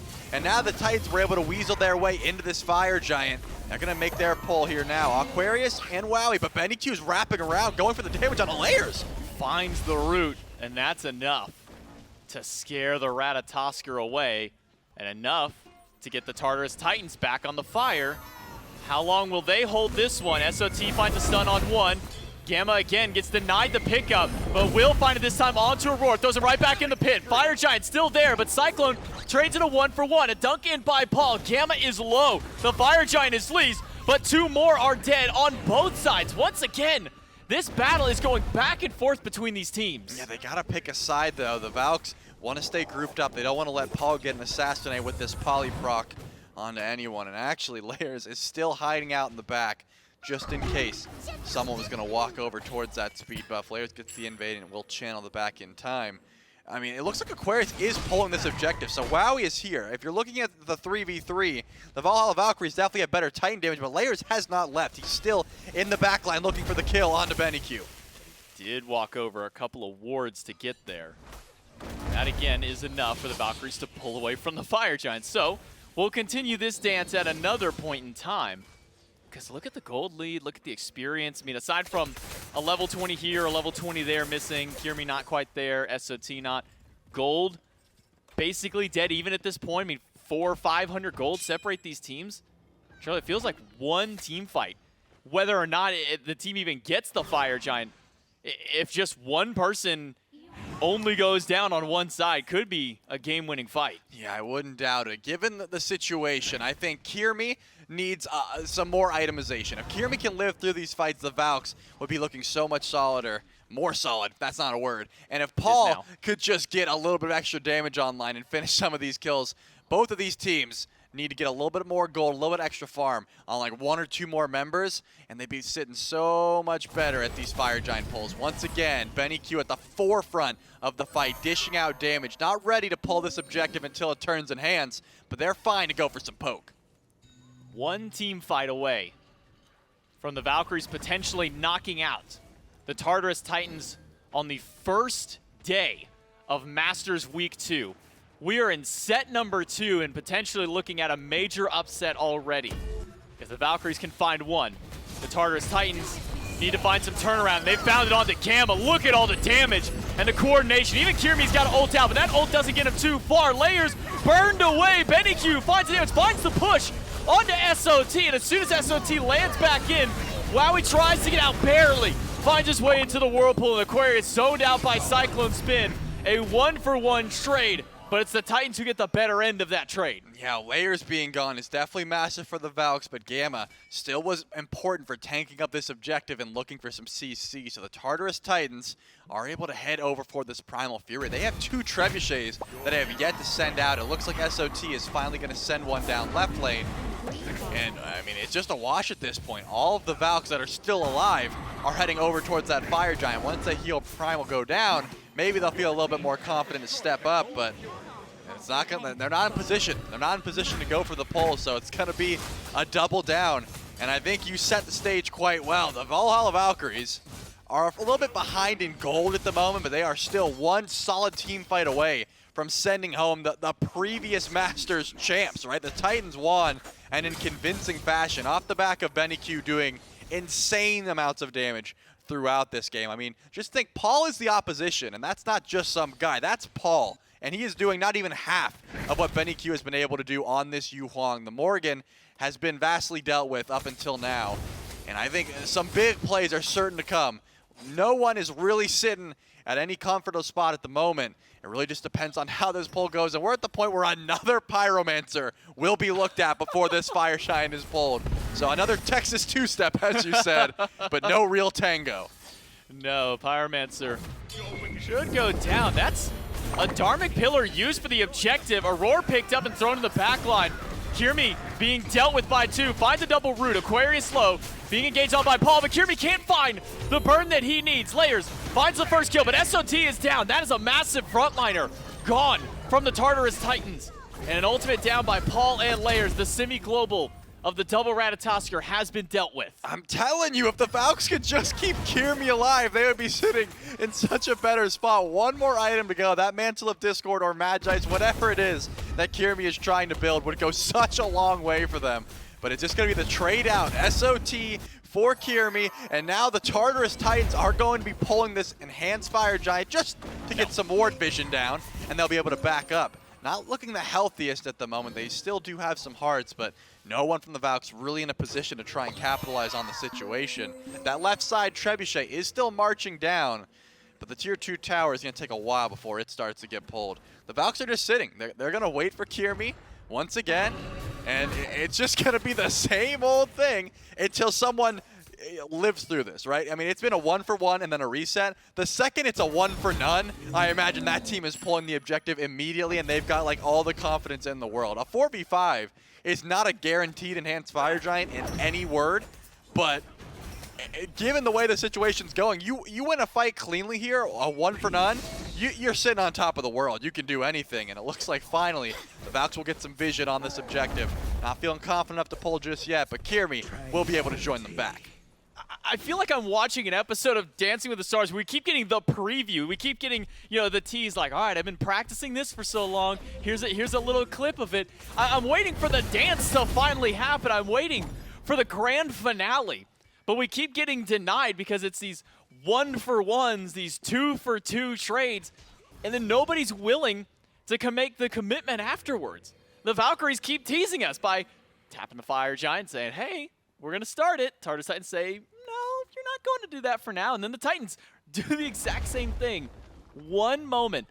We are 34 minutes in. This is the point where one team fight, one wipe, could spell the end of the game. Because, I mean, look at the damage Benny just did to Cyclone. He just sent out the dragons. He had one Phoenix Flames, and he's like, I'm ult and I'm going in. You can tell BennyQ is on point right now. But also, You know, losing an ultimate like that can be pretty massive in these team fights. I've seen the damage that the 1-2 punch from Huang does anyways, but now just having that cooldown down has bought the Tartarus Titans some time, and Aquarius to be the first one to be looked at. Be the biggest one. Double knockup by Aqua. He finds a way out, but Kyrmi doesn't. Again, the first casualty for the Valkyries. Double Ratatoskr lands to Aquarius. Aquarius still alive. Paul de-transforms. Gamma slams him in the dome. And Wowy picks up the kill. But it's another 1-for-1 trade, Kyrmi for Paul this time. I mean, do I have to say it? Kyrmi's gotta live. That's gotta be the change up. Let me just get a post-it note and we'll just put that on there every time. But maybe it's the Tartarus Titans who need some extra help. The re-engage from Aquarius. Aror is low. Aror is slowed down. One more hit, and it's Aquarius to fight it. Now Wowy versus CycloneSpin who's dashed out, but BennyQ has been caught out in the middle, and Layers will find a kill. But now instead of 1-for-1, it's 2-for-2. SOT charging forward in the middle of 3. But he will be fine for now. Look at the health bar on Cyclone and Layers. They are not wanting to go for this fight, but Aquarius is. Yeah, Aquarius went for the blink, but was not able to get that slam, and that means CycloneSpin can back up and heal up. We're still looking. So here's what's happened since the last time we fought. Actually, SOT's back, so there could be some chase down potential. Beautiful stun onto Wowy and gets into the whirlpool, but one more ability might be Wowy's death. Wowy goes up into the ult, but so does Layers. Slams in. Cyclone's back. Fields of Love stops Aquarius. And finally, a moment, a breaking point for the Tartarus Titans for somebody. Gamma drops his ultimate, throws it at CycloneSpin. Can Kyrmi at least find a turnaround with the Hunter gone? That should slow down the Tartarus Titans at least for now. But how long can Kyrmi live through? Normally he's the first one out, but this time he's the last one in. I mean, he got a kill though. That's his first kill of the game, so it's time to upgrade that item. Show me that cloak. What's it gonna be? That's what I've been waiting for. If Kyrmi could get a little bit more survivability, maybe the Valks should be able to take a fight cleanly. Now it's BennyQ and Kyrmi up against the Enhanced Fire Giant, being pulled by SOT and Paul. It's gonna be a slow burn, but once Aror drops Dharmic Pillars, I imagine that will be a pretty free call. And actually, it's not even burning that slow. No, it is going down. Benny and Kyrmi, nowhere in the area. Wrong zip code, wrong state, wrong country to be in at this point. Because the Valhalla Valkyries have just let the Fire Giant, the Enhanced Fire Giant, slip. After like 15 minutes of continuous dancing around, we have finally gotten the Fire Giant down. Kyrmi has finally picked up Mantle. And the Tartarus Titans can start their official siege on what few towers are left on the map. Yeah, it looks like they will not actually go for that siege. Mind. They're just gonna back up, and they're gonna say, you know what? Let's play this one a bit safer. Go for the Pyromancer, just to add insult to injury, because that's just gonna thwart our casting even more. The Pyromancer goes down one more time. And I will say, losing Enhanced Fire Giant on CycloneSpin, I guess not losing it, you never got it on CycloneSpin. It could start to put into play here, right? Getting that left side Phoenix isn't going to be easy without having the buff on your ADC. And the Valks are grouped up in the jungle. It looks like some of the Valks are pinged out here, as well as SOT's pinging them out. So I see the grouping here from the Titans. They have to know exactly where the Valks are, or at least have an idea that something like this is happening. Once the Oni Fury gets grabbed, it actually looks like they're going in. Aquarius finds 2 with the ult. Layers is forced out. Oni Fury picked up and leashed. But the frontliners of the Titans are the ones to make the play. Dharmic Pillars dropped. Not much more beyond there. Oni Fury goes to the Titans. But the Valkyries have bought themselves a little bit more time, as opposed to the full 4-minute burst of the Fire Giant. So far, the Titans are only going to have maybe 2 minutes at best to work with now. Yeah, they are going to go for this left side bird, so not too concerned about the mid tower or the right side tier 2 tower. Layers is pushing up, and it looks like actually the Valks aren't even going to put any sort of defense towards that tier 2 tower, as you would expect. It's Enhanced Fire Giant 38 minutes into the game. 2 full minutes of Enhanced Fire Giant going for these objectives, going for these Phoenixes, trying to break the base. And actually it looks like Paul and Layers will be going in mid by themselves and possibly using that global presence to impact the fight over on the left. Whereas Kyrmi is just sitting here waiting, right? You just have to sit in the Phoenix and wait for the engage. Dharmic Pillars are about to be off cooldown, and once Aror gets that, I imagine this left side Phoenix will be the first one to start. Astral Wave thrown out by Gamma just to help keep the wave back. One push, one initiation, one blink from the Titans to start these team fights. but they're not going to use it for now. He's going to leave Paul to the right side to clean off the last tower from the map of the Valkyries. But even if the Valkyries do win this, look at the map save for them. 5 towers up on the map, a very healthy Titan that they would have to fight into. Feels like this is more so just a stall for the Valkyries until that next Fire Giant Tango starts up. I mean, we're 40 minutes into the game, so a wipe here could be disastrous. Kyrmi does use Lord of the Afterlife to immune that ultimate, but takes a ton of damage in the process. Aquarius is rotated over. Right Phoenix is gone. And that's the base broken open by the Tartarus Titans. They found their first significant lead of the game, very late into the game, albeit. But at least they've opened up the door for an opportunity. Now, forcing the fight over to the left side. CycloneSpin, who never had that Fire Giant on him, not doing a whole lot of damage to this Phoenix, especially not without those minions there. The Valkyries lose one bird, but now they have to hold out the other 2. They got 27 seconds to go until that Enhanced Fire Giant runs out, but once again, the players duo in middle lane should be the ones that are trying to go for these Phoenixes, and actually it will be completely called off. So, and the first Enhanced Fire Giant of the game, the objective that took us this long to dance netted, that right side Phoenix, and the rest of the tier 2 towers for the Tartarus Titans. They have the gold lead, but take a look at those builds. Well, we've been in full build territory. I mean, we joked about Kyrmi, who finally got that Mantle of Discord online, but it's Elixir of Power time. I just saw 3 get purchased for the Tartarus Titans. So if you thought they were swinging then, definitely going to be doing even more damage at this point in time.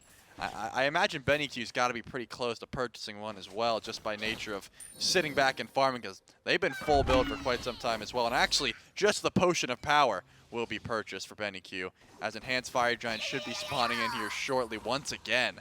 And actually, the Valks are here. I mean, that right side bird is pretty easy to defend when you're already at Fire Giant. Somewhat just send Wowy back here for a second or two, clear the wave, and then you're right back ready to engage at this Fire Giant. And or back to square one with a Phoenix down. That's essentially what's changed since that last Enhanced Fire Giant was pulled. Elixir defense popped by SOT. Still 2 of the power ones up. Layers used his. And now with Paul's going away, it's only Cyclone holding on to his last one. The Valkyries start the fight by Kyrmi going up against Paul. Slowly burning him away, getting an ultimate out right away. And Aquarius has found one, but it's a 1-for-1 trade as Cyclone and Wowy are both gone. The Hunter's out of the fight. Kyrmi as well out of the fight. Double kill for Layers. Paul is completely pushed away from this fight at this point as BennyQ is being zoned away. Layers wants to get into this fight, dashes in, finds the triple kill up against BennyQ. Wowy gets a big stun back out. Layers pushed against the wall, and Aquarius will find the shutdown, but he is the lone survivor against 3, and he doesn't have much health left to work with. Does get a decent transformation, gets that bulwark to help him out, but all he is doing is stalling time for the 50-second respawns of the rest of his teammates. Yeah, Aquarius needed to kill Paul there, and it's not going to happen. So now it's time for the Tartarus Titans to march down that right side. And Wowy's going to be up in 24 seconds. It's going to take a while to get there, but it's not enough. This should be enough for the Tartarus Titans to end this game, unless, of course, Paul just miraculously dies before this siege begins. A 15-minute Fire Giant Tango ends with this. Not even a They're not Fire going Giant for it. going down.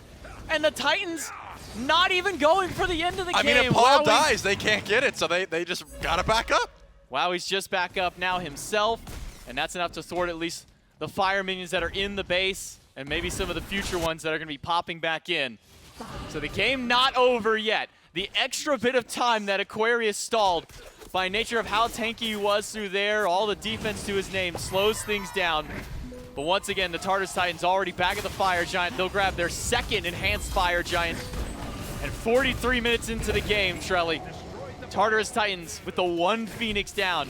Don't have any towers to deal with this time. Do they just take themselves straight to the right side? Take the Phoenix again, or do they push one of these other ones? I mean, I like I think if I was on this team, I would do exactly what they did last time. Send Paul and Layers in one lane together.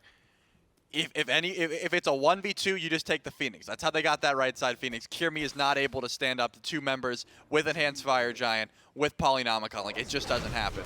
And if 2 people come over, you double ult, go the whole way to the other side, and grab that other Phoenix. It's real easy to split up the map in a situation like this, where you have global pressure, you have 3k elixirs, where essentially any member of the Tartarus Titans right now can solo a Phoenix. Like if they're left alone with the bird, they will be able to kill it. They just have so much. Of course, maybe not Aror, but besides that, everyone else will be killing that bird. So you have the global presence. You've got the map state. There's still a fire wave in right. You can split this up however you like. But given the situation, it looks like the Tartarus Titans are going to send layers to mid, and Paul is going to lurk at the moment and then see where that pressure is needed. Left side of the map is the first target, and Auror's already here. Said it once, we'll say it once more. This could be the fight that ends the game if the Titans can find maybe a couple more shots on the Phoenix, drop that Titans HP a little more, find one pick. Could be big for the Titans. For now, Layers will go over and take out the right side bird. Enhanced Fire Giant means he doesn't have to worry about minions. He can rotate right back in.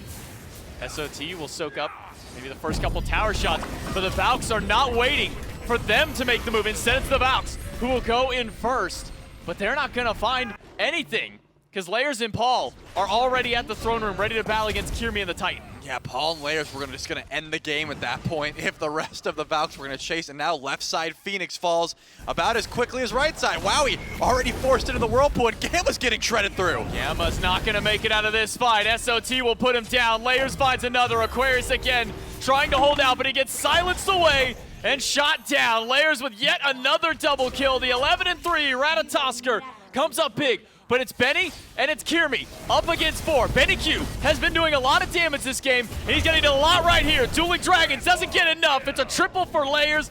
And once again, we are going to a game number 3 as the Titans take the second. Layers goes 12-3 that game. I mean, we saw the triple into the other triple. I knew there was some big multi-kills happening for this Ratatoskr, but I don't think if you looked at this game at 20 minutes, you would have predicted the 12-3 stat line. I mean, these dances took so long for a reason. The Valks had every opportunity to try and go for this pick. The Tartarus Titans had every opportunity to try and go for it, but the Titans in the end are able to confirm that first enhanced Fire Giant, and that sets them up for this situation.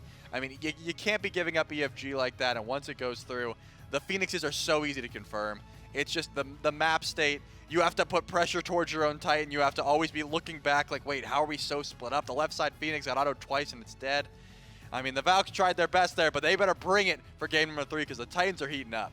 The Valkyries cannot slouch this time around. Can they bring it back for game 3? Are we going to see our second reverse sweep?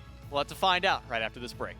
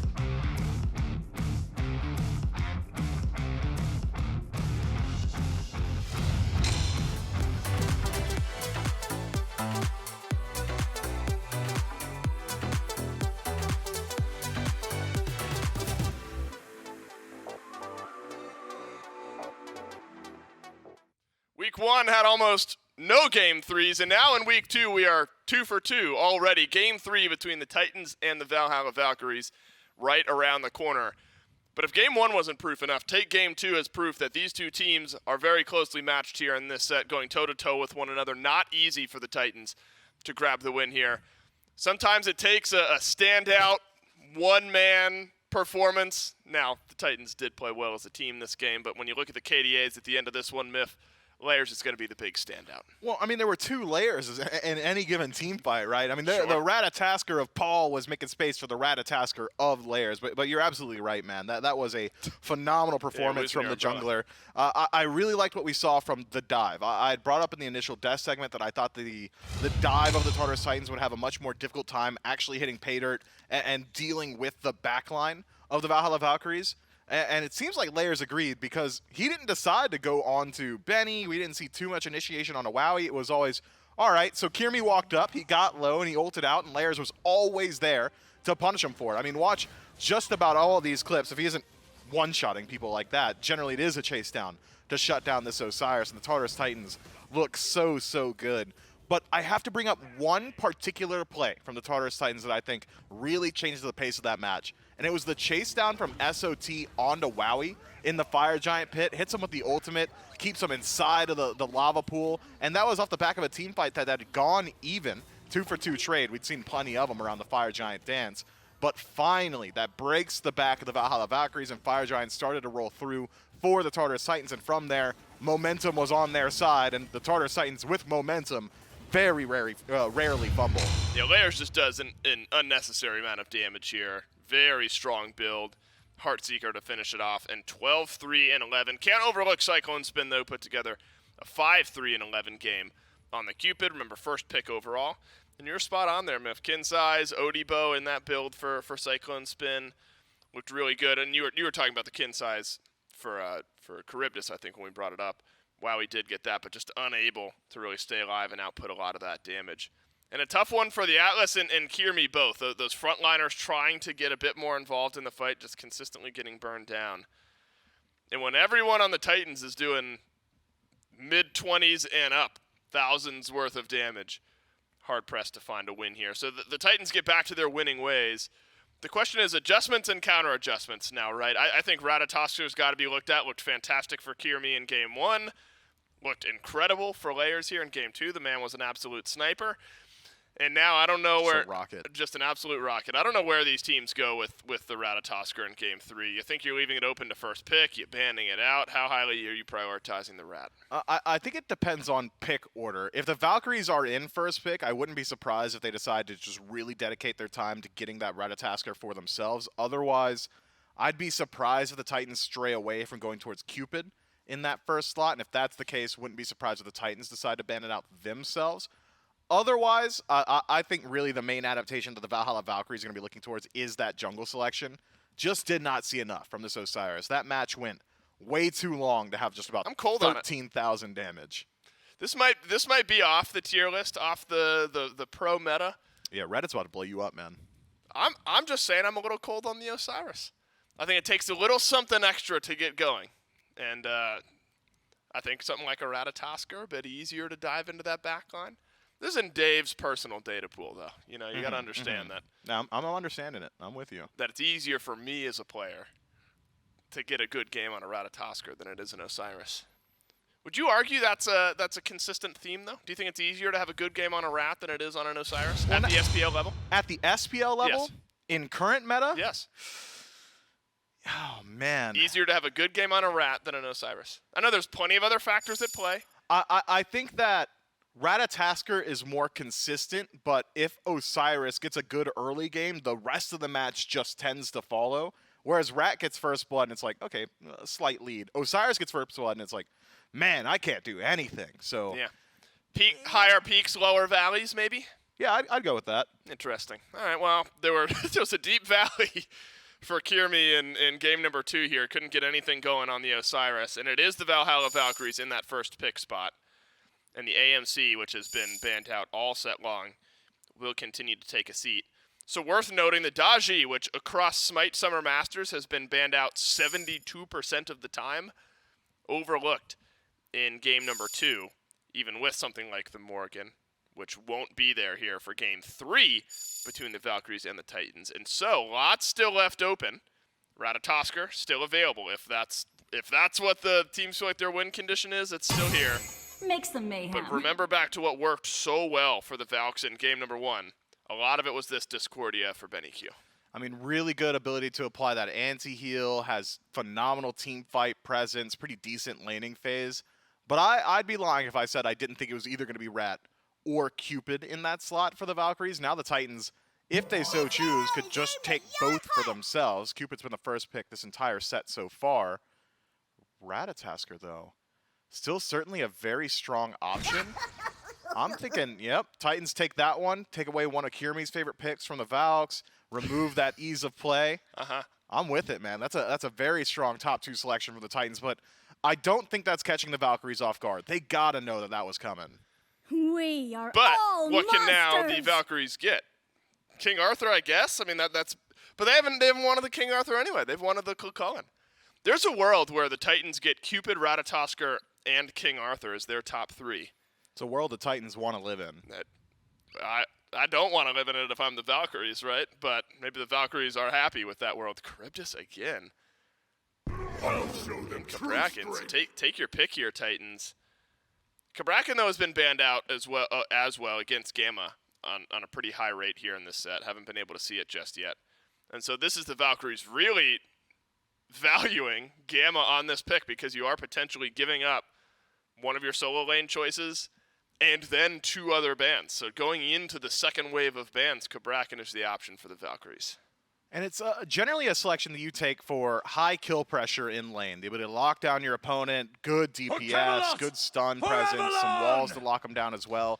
But with the Charybdis, what does that kill pressure really look like? It's not the highest burst potential. Sure, you could pierce the wave with that first ability, so you don't need to worry about getting body blocked by minions, but not exactly the standard kill lane matchup. Usually it's Cabrakan Cupid or like Cabrakan anybody that does a ton of damage. Ooh, things along those lines.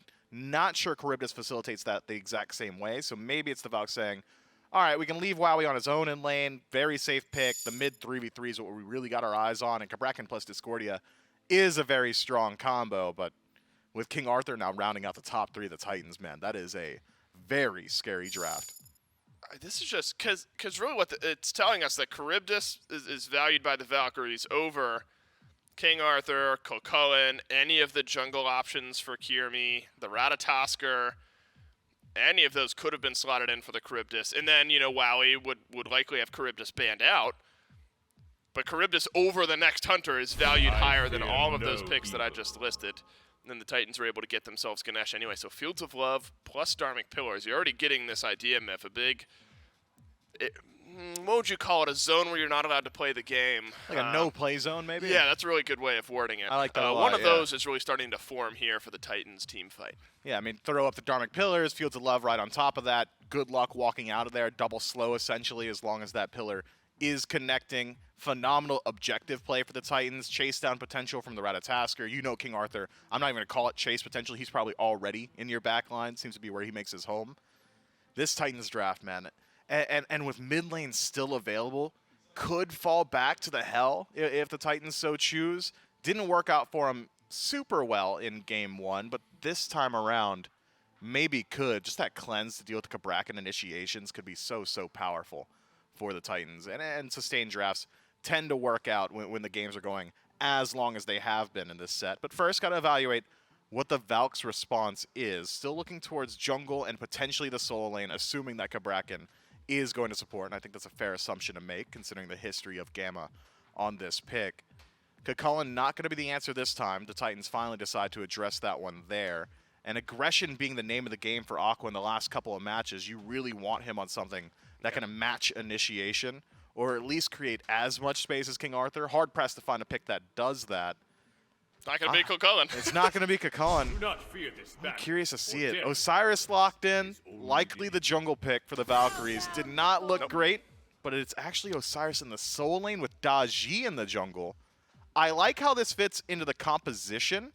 I think this is very strong. You've got Great way to punish lack of CC immunity from individual picks. Cupid in particular generally will struggle, but this is why you wait on that Hell selection, man. Go open your Pal-Out, grab as many as you can. As long as Hell is nearby, you're not getting a beads, you're not getting anything besides a cleanse. Able to force out that cleanse, potentially, though, on the flip side. If we're finding some value in it, Pal-Out can force Paul to use that cleanse, but then you need to have follow-up something, right? Some follow-up CC. Could be Osiris, could be Cabrakan, Charybdis, Discordia. I mean, there are options to either force the cleanse or follow up on a forced cleanse. Almost forgot about Daji because it's like 90% pick banned out, but now in back-to-back games, either ignored or drops down to very late on in the draft. Pacing differences, though, between Game 2 and Game 3 now for Kyrmi in the jungle. Osiris was Game 2 option. That'll go to Aquarius this game.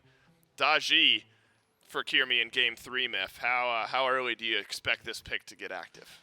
I mean, you can always expect like early ganks, generally around level 2. That's like a decent option. Otherwise, post level 6, you get your first item online. We've seen Transcendent starts that could slow down his game. But Daji has always been the, hey, I've got my ultimate, I can get active style of pick. Very similar to Hunbots and pacing there. So level 5 if I had to hedge my bets. Oh, okay, thanks. Hey, no on problem. the flip side, you've got a Ratatoskr. I imagine level 5 is around the time that Layers would like to get things going for the Tartarus Titans. I'm still just thinking back to just the first 3 that the Titans were able to get, a Cupid, a King Arthur, a Ratatoskr, but flip the order of the last 2. Perfectly happy with that, and then a Ganesha, always a strong pick for Aror. Team fight-wise, we already set it up a bit here, Myth. The no-play zone, that type of style from the Titans, and then, of course, cleanses and heals in AoE-type areas for the Titans as well now. Do you think the Valkyries stand a chance come late-game team fighting, or are you hoping objectives, individual picks, things like that are your game plan? It's so hard to say, right? I mean, this Valks draft is very different from the standard meta that we've seen developed over the course of the last couple of weeks. I think their late-game team fight is very contingent on the Daji. Those Pal-Outs need to find targets, but up against a Hell, it's just going to be so hard to find those opportunities. Can they do it? Yes, but not easily. It is our second quarterfinal of the day and our second Game 3 of the day. One team going on, one team going home. Valhalla Valkyries, Tartarus Titans, game number 3, kicking off. Well, as I've always been told, nothing in life ever comes easy. So for the Valhalla Valkyries, they'll have to see if they can take the hard road and be able to find themselves that Game 3 win and stop the reverse sweep over the Tartarus Titans. Or is it going to be the Titans who come back out and find that sweep against the Valkyries to move on to the second day of play? Elimination game this time. Sure, it was a set the whole way through, but now we're on the one that really matters, Trelly, because the loser of this goes home. Their tournament life is done for Masters. The winner moves on tomorrow to face the Camelot Kings. And my hypothesis was correct. When BennyQ looks across the map and sees a Hell, he picks up Meditation. He really is just trying to match that sustain. And, you know, he's not going to do it unless he sees that Hell. And to Mifflin's point, you know, the Daji definitely is going to have some struggles finding those Pal-Outs. But I think Hell is one of those characters that, you know, late game you can out-trade damage, sure, but just the damage from Daji, like Trickster Spirit into 1,000 cuts, and it's like that much damage alone, the cleanse isn't helping you with any of that. You're just like, hopefully you have some peel. Hopefully Auror's there to silence that out, because if not, Kyrmi should have a pretty free target in just trying to pick this Hell as the game goes on. That's why we've seen Paul go towards the Warlocks and into the breastplate, like just putting some respect on the amount of damage that usually the opposition has. And hey, the Valks have Osiris as well, right? And like they've got plenty of anti-heal and I think dive, so they should be just fine in that regard. I expect to see Kyrmi get active not just when that Pal-Out is available, but also whenever a Trickster Spirit could be had. And SoloOrTroll is taking a little bit of damage, which means Totem of Ku definitely going to go the way of the Valks. So now, what will Layers do with this potential gank in mid towards Benny? Finds the dash, finds the stun, but that's all she wrote considering Benny's already sitting under that tier 1 tower. So first totem of the game goes to the Valkyries. That gets some pressure, some extra pressure for Aquarius, who's already been able to find the win up against SOT, at least in the early portions farming game. And some of that just seems the nature of when you're going against the Bluestone King Arthur is he hits you with one ability, gets you with a second. You're just going to keep eating all that extra minion damage, at least the way of SOT. And we're seeing something very similar to that towards Gamma. Pulls in a couple with that Tremor, and it's just easy minion poke. Maybe some easy kills onto Kyrmi. Lashes around Med against bait. Layers. BennyQ finds the Med double bait. stripe, and he finds the kill. Paul now on the run. Kyrmi slows him down. Paul gets one heal, but one more shot would do it.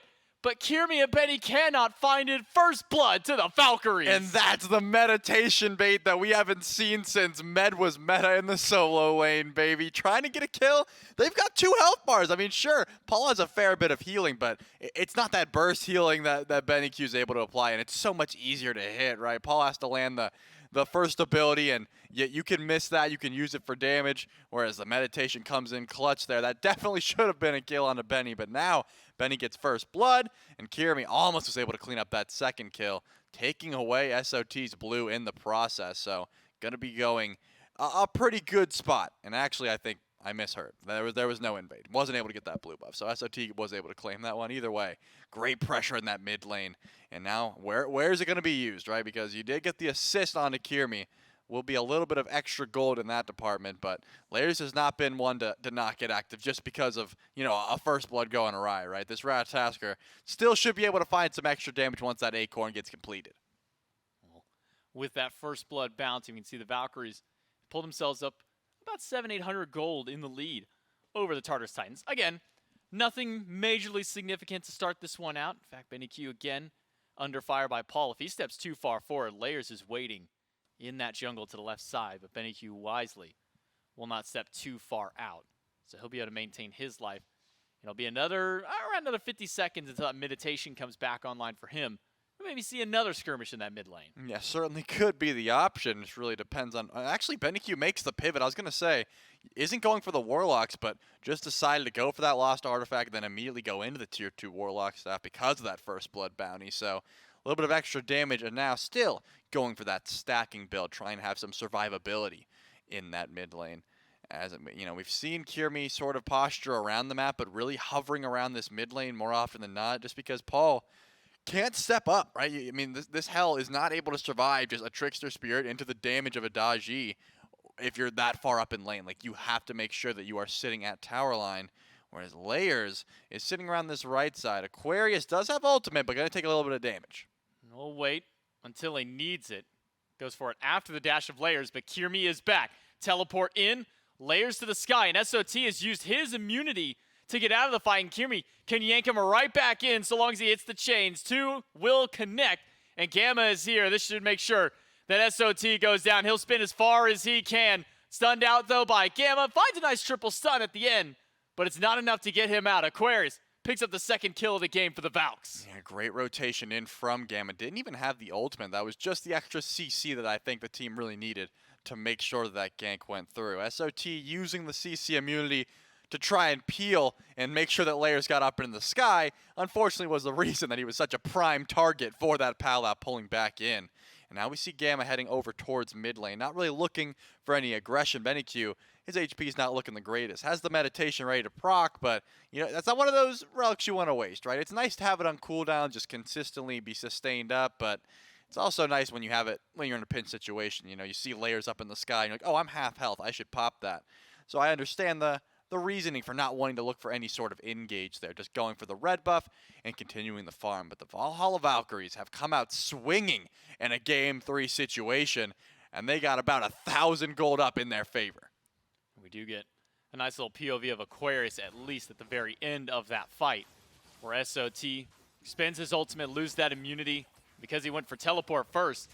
Doesn't have anything ready. Aquarius was so ready to fire every ability he had as soon as SOT got pulled in.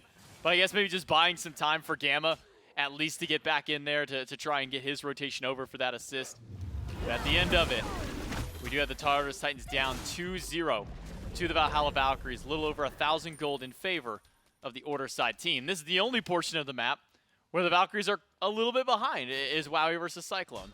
Yeah, and that will just be by nature of the matchup, I think. Charybdis takes a bit to get online. You know, you have so much safety in that lane with the Whirlpool, but your ability to get aggressive into a pick like the Cupid is a little bit worse for wear. So you want to make sure you're playing that as safe as possible. And I think when you have leads everywhere else, right, where BennyQ gets first blood and then Aqua's able to get a kill as well, Kyrmi gets assists for both of those kills, so sitting pretty in lane and as the Daji in the jungle, I should say. That means Wowy's job is to just live, like just exist in that lane, and you should be fine. Kyrmi does go in, trying to grab layers, all 3 shots whiffed. And the blue buff is going to be the prize, not the kill onto the rat. And SOT's looking at now. But Paul's on the way. Ultimate by SOT picks up Kyrmi. BennyQ is also on the way. Golden Apple, just a little shy of a better ricochet. For now, Aror rotates in, stopped by Gamma, rooted in place. In the sky is Layers. And right dunking down on top of BennyQ, but a good jump will get Benny away from the damage of Layers, and the Valhalla Valkyries can make they're disengaged, they can find their way out. The Tartarus Titans will also stop their fight. Yeah, Layers did have the ultimate to get out of that powwow, but all 3 of those shots whiffing made sure that through the Cosmos didn't have to get used defensively. It was used offensively towards BennyQ, but unfortunately the Ohm just ran out of distance. Beautiful dash there to make sure that the knockup doesn't come through, and no more kills will be net, as Ganesha just grabbing some of those. We're making sure that the Trebuchet gets set on the left side of the map, but actually we'll be in middle, so the Valhalla Valkyries get an extra objective that they can use to send down mid lane whenever they want to because of Gamma grabbing. And now I'm looking towards that left side of the map. CycloneSpin still does have a little bit of the XP lead, but it's been able to stay relatively even in this lane as well. And again, I think that's the job. Just literally sit there in lane and make sure you're hitting late game, like hitting your power spikes at the same time as CycloneSpin. And Wowy is just doing this matchup exactly what you need. I mean, you're not getting the top tier ADC in the Cupid, but Charybdis has that late game shred that you need. We've seen that Wowy's been able to land these Ma ultimates for the stuns and also for objective steals whenever you need to. So I think Wowy doing exactly what he really needs to in this lane. He'll keep at least pretty even on stacks comparatively as well, compared to CycloneSpin and the Transcendence. Warlock staff for BennyQ that got started up a little bit later. It's actually BennyQ has a very slight lead in the stacks, at least in that regard for now. But until level 12, Benny's only form of safety is the CC immunity in his ultimate, if he has that jump available to him, which he just used there up against Paul and Aror. And then a meditation for some minor healing there. So I gotta imagine for Layers, like this is perfect and prime opportunity for the Titans to find a pick on this mid, but instead it's the Titans who are getting picked themselves. Aurora tries to find a way out, gets pulled up by the chain. That one will yank him in. SOT gets pulled in as well. Aurora goes down to the dunk in from Aquarius, and the 4v3 is so in favor of the Valhalla Valkyries. BennyQ comes up massive with another double stripe, and it's the Titans on the run. Kyrmi questionably goes back in, and the stun by Layers may have just saved his life, if only for another moment. Yeah, Kyrmi just a little bit over-aggressive there. One ability from Paul was definitely enough to clean up that dash. But a 4-for-0 trades, you know, it's great. But a 4-for-1, you know, that's still good. I mean, it wasn't 4, but you get like this. You're looking at a 4-for-1 situation. I see why the Valks are feeling confident to go for dashes like that. BennyQ hits a massive stripe there. That was just so much discombobulation there from the Tartarus Titans. One of the most annoying CCs in the game because you just don't know where you are. You're hitting your teammates, and it de-incentivizes grouping up, something that the Titans really wanted to do there. And Aurora also, in a bad situation, got stuck by the Dharmic Pillars and had to walk around and get pulled back in by that powwow. Kyrmi, again, has been on point, a part of every single kill of the Valk, so I don't blame him for going a little bit crazy there and dashing in, trying to get that kill onto Layers. It's one of those situations where if it worked out, the mental of the Titans is probably crushed, but since it didn't, you know, you're still looking at a situation where the Valks are up a solid 2,000 gold. Could be pushed a little bit more with this Trebuchet now pushing in towards the mid lane. Benny will clear out the wave. Again, we'll eat some CC and jump out by Benny. Paul is low in mana. Doesn't have a whole lot of the mana sustain. Has a good strife and an apple. Will push Paul away. That Trebuchet can just keep firing at that tier 1 tower. That is so long as somebody would have stepped up. The Valkyries are fighting other places instead. The jungle seems to be the name of the game for them. Yeah, wherever Aquarius rotates at the moment is, you know, that's disaster because that's a level 12 Osiris up against a level 9. Wowy, however, is but not behind. He is going into the whirlpool and was forced to beads. Layers wants to try and die this one, but the stun off the mark wasn't rightly timed, and now the Valhalla Valkyries are going to pull this Pyromancer. Aurora's onto this, though, and has got his finger on Dharmic Pillars. Ready. SOT pretty far back. Aquarius wants to try and zone Get some good poke. This Pyro's doing some damage to the carries. Dharmic Pillars will do even more. The Valkyries get the Pyro, but the Tartarus Titans might just be getting the Gold Fury instead. No answer back from the Valks off the gank that Layers had earlier on, but the Valks at least find an extra pick for themselves on the right side of the map. Yeah. Pyro for gold and 1.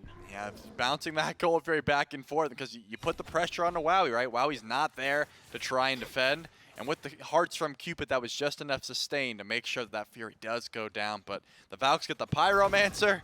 Kyrmi lives with 1 HP because of Aurora's Dharmic Pillars. And then Aurora also dies for his troubles. Credit to Gamma for that kill.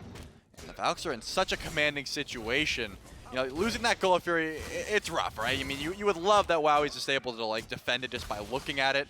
And then the rest of the Titans have to back off. But still, ever present are the Valks in the enemy jungle. The Titans cannot farm effectively without Aquarius and Kyrmi walking up, just making sure, hey, you at these back camps? Nope. Okay, good. I'll be back again in a minute. You better not be at these back camps again. And that's just the ability of this Osiris 2 levels up to be able to out-pressure SOT. Their builds exactly mirrored, but the XP all in favor of Aquarius. Well, after that Pyro went down, we saw at least the Gold Fury perspective of what the Tartarus Titans were able to get. But I gotta mention that Gamma was able to close out that kill on the other side, and we can actually take a look back and see how it all went down after those Dharmic Pillars were gone. And, well, this is just the easiest way to do it. Is stick them inside Tremors, throw up a wall that Aurora can't go through, and that's easy pickings for the Valhalla Valkyries. Supports find them a kill. And once again, this pressure on the right side. Kyrmi unrelenting on making sure that SOT is denied as many blue buffs. And look at the level lead that it's caused for Aquarius in that lane. 2 kills, 2 assists, and likely every jungle camp on that side, and that's 3 levels for him. Yeah, look at the net worth charts. Oh my goodness. SOT towards the bottom, very far down. He's second from the bottom, if you were curious. And to get the telescope Aquarius out. is at the top by 400 gold. Second only to BennyQ. Like, they are both at the top of these charts. CycloneSpin is holding on, though, trying to make sure that the little bit of farm that he's over Wowy, it's not going to be enough to make any sort of impact, but trying to keep the Tartarus Titans farm-wise in this game. I feel as if I'm doing a disservice if we don't reiterate. This is the Tartarus Titans who just won the last Masters event in a situation, I mean, even game-wise, but map state-wise, they are 1 match away, this game ending, from getting knocked out of the tournament in the quarterfinals, and the Valhalla Valkyries coming in 8th seed. I mean, they would love to be the upset here and put them in the dirt. Gamma gets thrown, finds a stun, finds a wall to keep Layers and Aror from diving in on towards Wowy. And the level 15 Osiris of the solo lane for Aquarius will knock away the first tower of the game. 3,600 gold and XP to the Valhalla Valkyries. 5 kills to 1. This is a completely new Valkyries than we were seeing, I would even say, at the earlier stages of this phase. This is a completely new team, and they're making it work up against the Tartarus Titans. Gamma stuck inside the Fields of Love. Finds a stun, double stun out of Wowy this time. With the Dharmic Pillars thrown up, no chance that Gamma makes it out of this fight. But can the Valkyries turn this around? Kyrmi finds a lot of damage, but doesn't get into the powwow in time. A 2-kill swing to the Tartarus Titans to slow things down. Yeah, it looked like Kyrmi really wanted to get that kill on the CycloneSpin, but now, since there is no Primal Fury, the Tartarus Titans are looking towards this Tier 2 tower. 2 kills, as well as a Tier 2. That's going to be a massive gold swing in favor of the Titans. I mean, that's a huge blunder by the Valks, and it looks like with the sustain from Paul, they should be able to at least get some extra vision on this side of the map. All the Valks can really do is look towards SOT, try and grab a blue buff. There's no way that tower's going down, and yeah, Pyromancer's not going to be up for a couple more seconds anyways, so there really is nothing else on the right side of the map that they can go for here. BennyQ's best option was to push down that Tier 1 tower, but you know, the thought of killing SOT before a magical defense item got online was probably the thought process there. And now, I mean, the Titans were able to answer back a fair bit of that gold that they were just down. Yeah, it was sitting close to the 4K at that point. Now it's dropped down to only 3,700.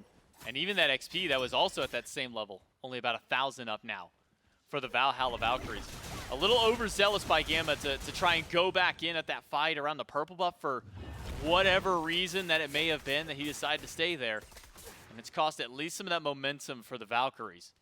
But now with the gold and the Pyro respawning through, feels like a perfect opportunity for a team to start to make their mark. And It seems the Gold Fury may be the call for the Valkyries. They get the vision in the pit. But what will the response from the Titans be? And that is the question. And again, I think Gamma, Gamma getting caught out was unfortunate, but Kyrmi going in after the fact was just a little bit overzealous. Only level 14 at the moment and was level 13 at the time.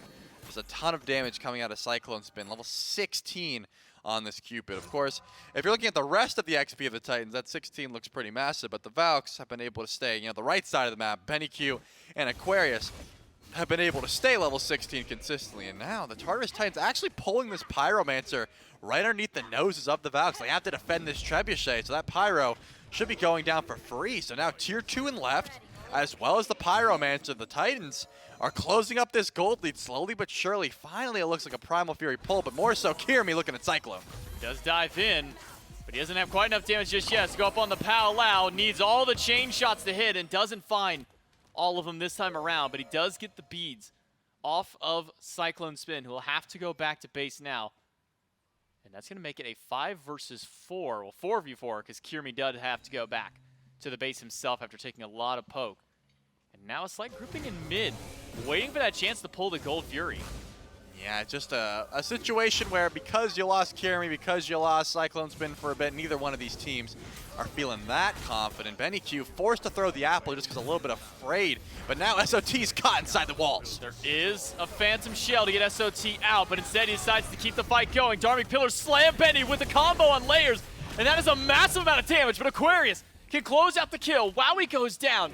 2 for 1 to start it out. The stun onto SOT. Aquarius caught in the middle of 4, being ping-ponged back and forth between SOT and the rest of the squad. Cyclone finds a stun, but Gamma finds a triple stun of his own. Kyrmi has not come back to this fight yet, and they may need Kyrmi in this mid lane tussle because Gamma is stuck under his own tower with nowhere to go. Yeah, it looks like Paul is pretty close. Both ones will do it, and that's going to be the case. Paul picks up the kill onto Aquarius as well, and Kyrmi is still trying to farm the right side of the map. Pyromancer already going down, and it looks like a possible... No, there's no way they have the damage to go for Fire Giant, right? SOT has the teleport. Cyclone is here, and they're going to make that call. Kyrmi's on a ward, so now the call is to find this Dodgy and put her in the dirt. Maybe even heard that totem pop up too. Fire Giant started. Only 3 here. SOT on the way. BennyQ and Wowy have respawned. Kyrmi is waiting just outside the pit. This Fire Giant is not going quickly. Kyrmi goes in. Pow Lao. But there's a massive cleanse from Paul, and that is going to be the disengage from Kyrmi because he doesn't have the damage. Stunned out by layers. Taken down. Fire Giant goes to the Valkyries? Did Benny's one? Stole that away. Was it the apple or the one? Under the noses. It was the damage one from the first ability. And the Valkyries, who had just lost the momentum, had the wind kicked out of their sails by the Titans and put it right back in. I mean, BennyQ has had a phenomenal set, but that steal, that is crazy. I mean, I saw the apple and I was like, oh, a little bit off the mark. That's not going to be enough. And it must have been just the unruly magic little ball that was really stealing that one away. I saw the 400 damage, but that is absurd that BennyQ pulls that off. Now the Valhalla Valkyries, after a couple of stumbles, it wasn't just one. I mean, tier 2 tower, the Pyromancer, the fight after the fact, and then what seemed to be a free Fire Giant has now turned into the Valks. Having a little bit of wind underneath their sails. They can try and go for this Primal Fury, but it's already the Titans who are pulling. Primal Fury started up. Aquarius is the only one in the area to slow it down. And he's doing fine of keeping them off, but now that Wowy and BennyQ have shown back up, we've had one steal. And the Titans aren't willing to risk it on a second one. But the Valkyries are just buying some time for Kyrmi to show up as well. Pow Lao not available. The Cleanses is still up for Paul. As long as Paul has his finger on that second ability in Light Stance, he can make sure his teammates can get away from anything that Kyrmi throws. Yeah, and it's just going to be a poke war here, as the Tartarus Titans are certainly going to win that because they have the Hell, they have the Cupid hearts. They don't really have to worry about any sort of damage coming their way. But also, the Valhalla Valkyries have Fire Giant on 3. BennyQ, Gamma, and Wowy have a fair bit of regen as well, and a ton of damage if they're able to find just anyone to put that damage onto. Kyrmi grabs the tier 1 and left. But still, that Primal Fury has not been pulled, and the rest of the Titans are grouped around here. They're not showing any sign of backing off. They do want to fight for this, but they're also very much aware that they can stall out this Fire Giant the longer they sit here. This works in the Tartarus Titans' favor. Just sit here for another 2 minutes. That Fire Giant does absolutely nothing except for that tower. Primal Fury pulled once more. Benny's nowhere nearby. Wowy gone as well, and wow, Kyrmi is just getting manhandled by layers. But the Valkyries again! This time it's Aquarius, who steals away another objective. Gamma should go down for this one, so one paying for the sins. But the Valkyries on these 2 objective steals, ultimate by Wowy and Benny just to try and keep SOT at bay, at least for now. Benny will pre-beat, and a stun by Wowy is good. Aegis popped ahead of time. Aquarius has got to get there to help out, but Wowy just does not have the health bar or the defense to deal with it, but Benny at least makes it a 1-kill trade out. Yeah, it looks like Aquarius did steal away that Fury, but now it's time for the Tartarus Titans to run it down mid. Tier 2 tower falls down. BennyQ's dishing out some damage, but with the sustain and Aror being full HP, this Phoenix could be looked at. BennyQ and Aquarius, 2 versus 4. Phoenix is still doing some pretty good damage, but Aror is tanking it up. Aquarius is tanking the damage of the Titans, but there's not enough, even with the minions there, for the Valkyries. So they're maybe gonna turn around. Kyrmi finds 2 at the Palau. BennyQ gets an apple onto him, or gets the heart bomb, and finds a turnaround kill. Now SOT stuck in the tremors, dashes out to try and deal with BennyQ, but he's gonna get stunned out twice, and BennyQ will twice now find the kill. And now it's time for the Valhalla Valkyries to run it down mid. They have the pressure, they've got the 5v3 advantage at the moment. Layers just spawn back in, but they actually will just go back and maybe look towards that Pyromancer. Gold still is extremely important for both of these teams. So they're fighting like it's 40 minutes into the game, but we are 22 minutes in. And there are still Phoenixes standing tall. The Valks have plenty of towers that they have to go through if they want to find any sort of aggression. And it looks like the Pyromancer should be getting looked at after this tier 1 tower here for the Valks. I don't think they can do much else. And the 10 seconds that CycloneSpin will be gone, and the 14 seconds that SOT is going to be gone. Teleport is available if anything else comes from this, but the Valks are going to make their way into the jungle, steal away that Greater Scorpion, and pull the Pyromancer in their favor. Just get some gold and some vision down, because this next Fire Giant pull is going to be an important one. The Valks have once again climbed ahead. I mean, we've been talking about this set as a roller coaster ride. I mean, like the individual games, but this whole set has been a roller coaster ride. Each team just passing off the whoever's in the driver's seat back and forth. The momentum has been adding its ups and downs. And at the moment, off the back of both of these junglers getting extremely aggressive, 4 deaths for Kyrmi, 3 for Layers. And I'm not saying that is a bad thing. They've been consistently going in and making plays for their teams. They both have 5 assists for a reason. And I've got my eyes peeled. Is Kyrmi or Layers going to go in first? Who's going to step up here? Fire Giant spawning in, and the Titans, they're already ready. Titans are there. All 5 now with Paul rotating in. And now the 5 of the Valkyries will start to stack up towards the right. Last game, it took somewhere almost 15 minutes before the first Fire Giant went down. It was an enhanced Fire Giant at that. 36 minutes or so into the game, if memory serves. We'll see if maybe we can find one a little bit sooner in game number 3. Valkyries take advantage of vision in the direct pit. And again, it's BennyQ at the front line. I mean, BennyQ wants to be the frontliner here. He's definitely got the damage to do so, but one stun from SOT, one bit of damage. We've seen already how much happens when Aror can land a Dharmic Pillars on top of Layers knockup from through the Cosmos. I mean, these carries get absolutely deleted if that will occur, so you got to make sure you're watching out. 3 different shells picked up for the Tartarus Titans, but only one has been upgraded to that Phantom Shell. So Gamma really just has to bait that out from Aror and then get so much more value out of that Kabrakan ultimate. Auror's been able to make sure that whenever the team really needs it, the Phantom Shell is there. Being able to walk through those walls, ever so important for the picks like the Cupid, like Paul on this hell. It is not easy to just ignore the CC from Gamma throughout this game and this whole set. And actually, Kyrmi is the first one to blink into Layers. Does expend his Magi's. Pull, not good, because the cleanse is just too fast. And the beads, but now Kyrmi has got to depend on his team to get out. Dash from Aror gets him past the walls of the Kabrakan, and a golden apple expended. Aquarius and Wowy now the only ones with ultimates. Meanwhile, 3 on the opposite side for the Titans still holding on to theirs. Yeah, Layers did have to use the beads there, but holds on through the Cosmos, whereas Kyrmi, BennyQ, and Gamma all to use their ultimates. The Tartarus Titans are happy to try and chase this one down. I got my eyes on Layers still. Wherever that rat lands, that's where the fight's going to happen. And Aror ready to frontline this one. But the Tartarus Titans are not making their pull just yet. They have waited They have waited for Layers to join back after getting nearly one-shot by that combo from Kyrmi, and now they're making that Fire Giant pull. Keep your eyes on BennyQ. Benny wrapped around, spotted by Layers, and shot And he's down gone! instantly. And that is a major start for the Tartarus Titans. The brunt of the Valkyries' damage has been wiped off the map. And with that, the Tartarus Titans can set up for their position. 3 going to back by the Valkyries. The Titans get this fire for free. Yeah, BennyQ walking up without beats, without vision. Layers, he said, hey, I've got an idea. I'm just going to one-shot this Discordia that's been trying to frontline. There's no Aegis, you have meditation. And BennyQ will get shut down as the rest of the Tartarus Titans pick up that Fire Giant and are able to group up, I'm assuming, around this Primal Fury. Off the back of Paul, speeding everyone up with that healing. The Valhalla Valkyries were able to grab a Trebuchet in the process, but how effective will that be at defending the left side Phoenix is yet to be seen. You got BennyQ up in about 10 seconds, but Layers is no slouch at the moment. Going for that right side tower, going for that right side tier 2 after the fact. We saw how much damage Kyrmi is able to do, but it looks like Layers is going to back up, so no further pushing from the Titans in the meantime. The gold lead is certainly not outrageous. I mean, it's just that little bit in favor of the Titans, barely 1,000 at this point, 27 minutes in. It's extremely negligible. It really just depends on play on field and what buffs are we looking at. Currently, we're looking at 5 strong of the Titans with FG, and the Valhalla Valkyries are going to set up camp underneath these Phoenixes and just wait.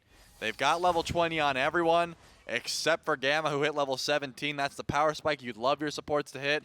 Everyone but SOT essentially has upgraded their starter items for the Tartarus Titans, and SOT just grabbed that Bluestone brooch. So now it's time for, finally, this base to be attempted to be broken. The Tartarus Titans are going to run it down this left side.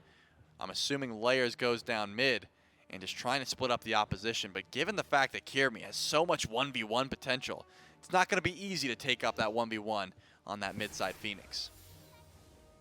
Titans are slowly making their way up, clearing the minion wave. It's not enhanced Fire Giant, so they will need those minions to try and get some significant damage. But the Valkyries have been holding on to a Trebuchet for quite some time now to utilize it maybe as a base defense tool up against the Tartarus Titans. Layers and SOT heading towards mid for the Titans to be able to break through. What's their siege looking like compared to the defense that the Valkyries have? I mean, it really just seems like Auror's going to walk up, drop Dharmic Pillars, and hopefully the rest of the Valks just split off. Because if not, you're opening up to a gank by Gamma. The walls will still get some value here because Paul went for the Fortifying Shell. Just one Phantom Shell for Auror is what needs to be baited out, but that left side siege is going to be beginning here shortly. Paul is looking for any poke, throwing out as much damage as possible before the siege begins. And it's going to be a 3-2 split here with the Trebuchet helping out the Valks. Auror being poked down just a little bit. Minute and 20 left on the Fire Giant buff for the Tartarus Titans, and they've gotten basically nothing with it at this point. Seems that this Fire Giant was just an extra boost of some minor gold and experience themselves earlier on. The Valkyries will send the Trebuchet forward slowly but surely. Try and continue to get some poke out there. Aror loses his bubble. Golden Apple splits the uprights. And nobody on the Titans will eat that one. But now with Kyrmi rotating over, and it seems to be the cleanse down, or no, that was the bubble from Aror. Dharmic Pillars dropped right on top of the Phoenix. But with the Trebuchet there, it is blocking Cyclone. And BennyQ has found a great stop at the least. Gamma stuck inside the Fields of Love. He is gone. Kyrmi is gone. A dash in by the Tartarus Titans puts Wowy in the dirt. And BennyQ left all by himself in one fell swoop.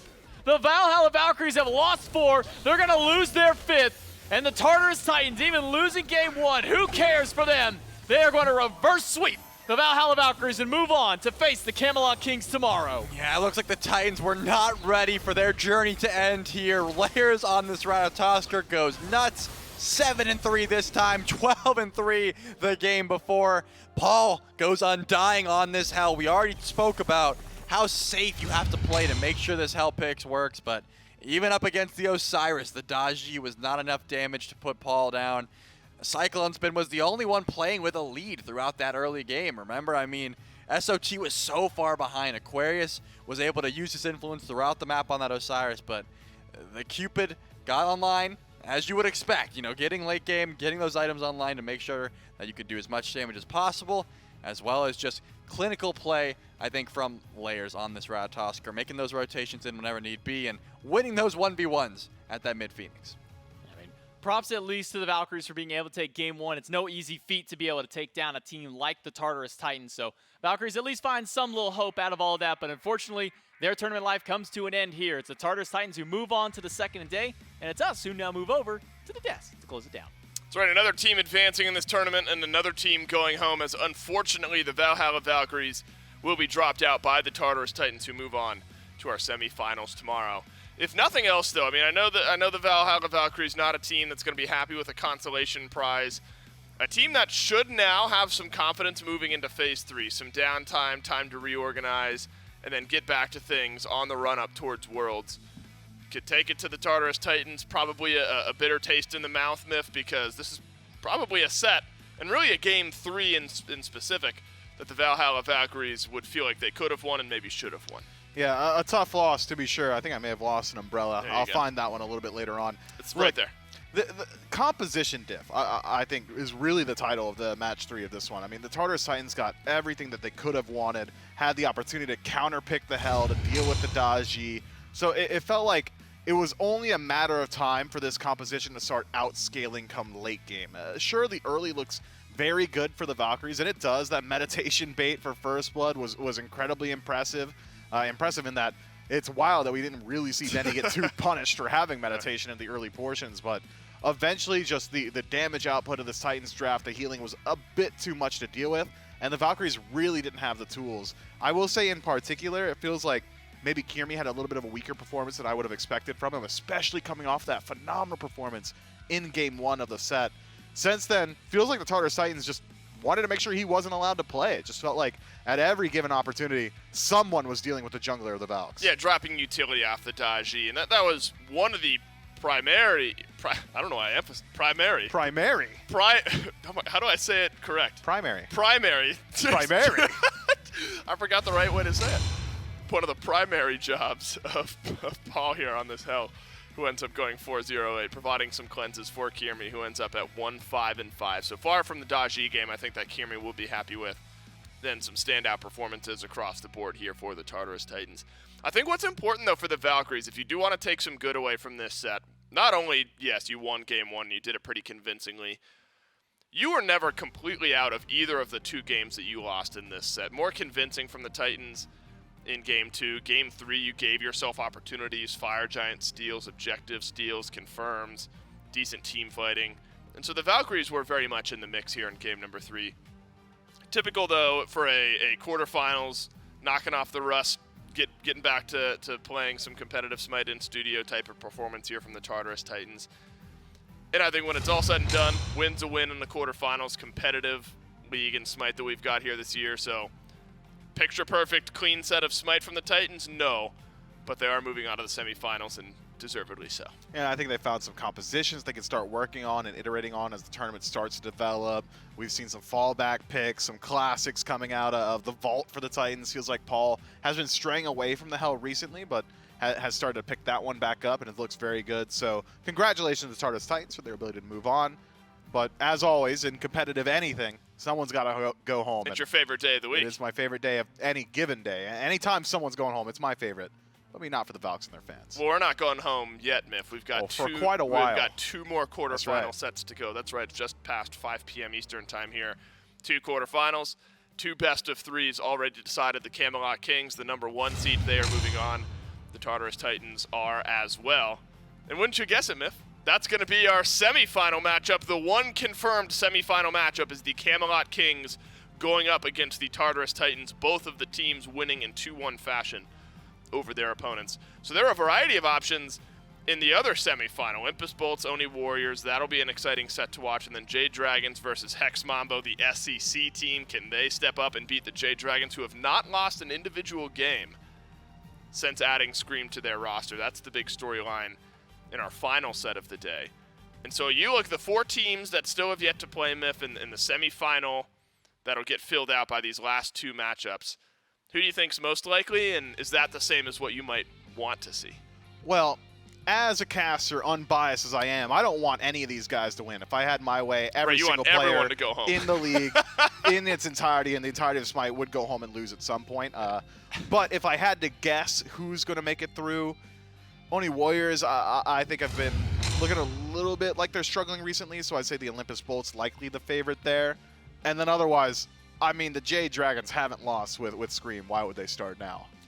Yeah, I think I almost wonder if the Jade Dragons watching the first set of the day, maybe more than anyone else, hoping that there would be an upset where the Camelot Kings would lose to the Leviathans, because I think, at least as of recent play on field, it's Kings #1 seed, Dragons right behind him at 2, and then a big grouping of very, very strong, very, very competitive teams that can all beat one another, right? But I think the Kings lose, suddenly the Dragons are the overwhelming favorites to take the tournament. But the Kings go on, Dragons playing too clean a brand of SMITE, and that opens things up for now our next quarterfinal, a couple of teams that have finals hopes on the line as well. The Olympus Bolts up against the Oni Warriors. In MIF, two teams that aren't unlike one another as far as recent games, haven't been the cleanest brands of SMITE from either of these squads, but absolutely deserve to be here in our second week of play. Only one, though, can move on. It's MIF's favorite time of year. We're knocking teams out. One team going home, one team going on. Olympus Bolts versus Oni Warriors coming up next.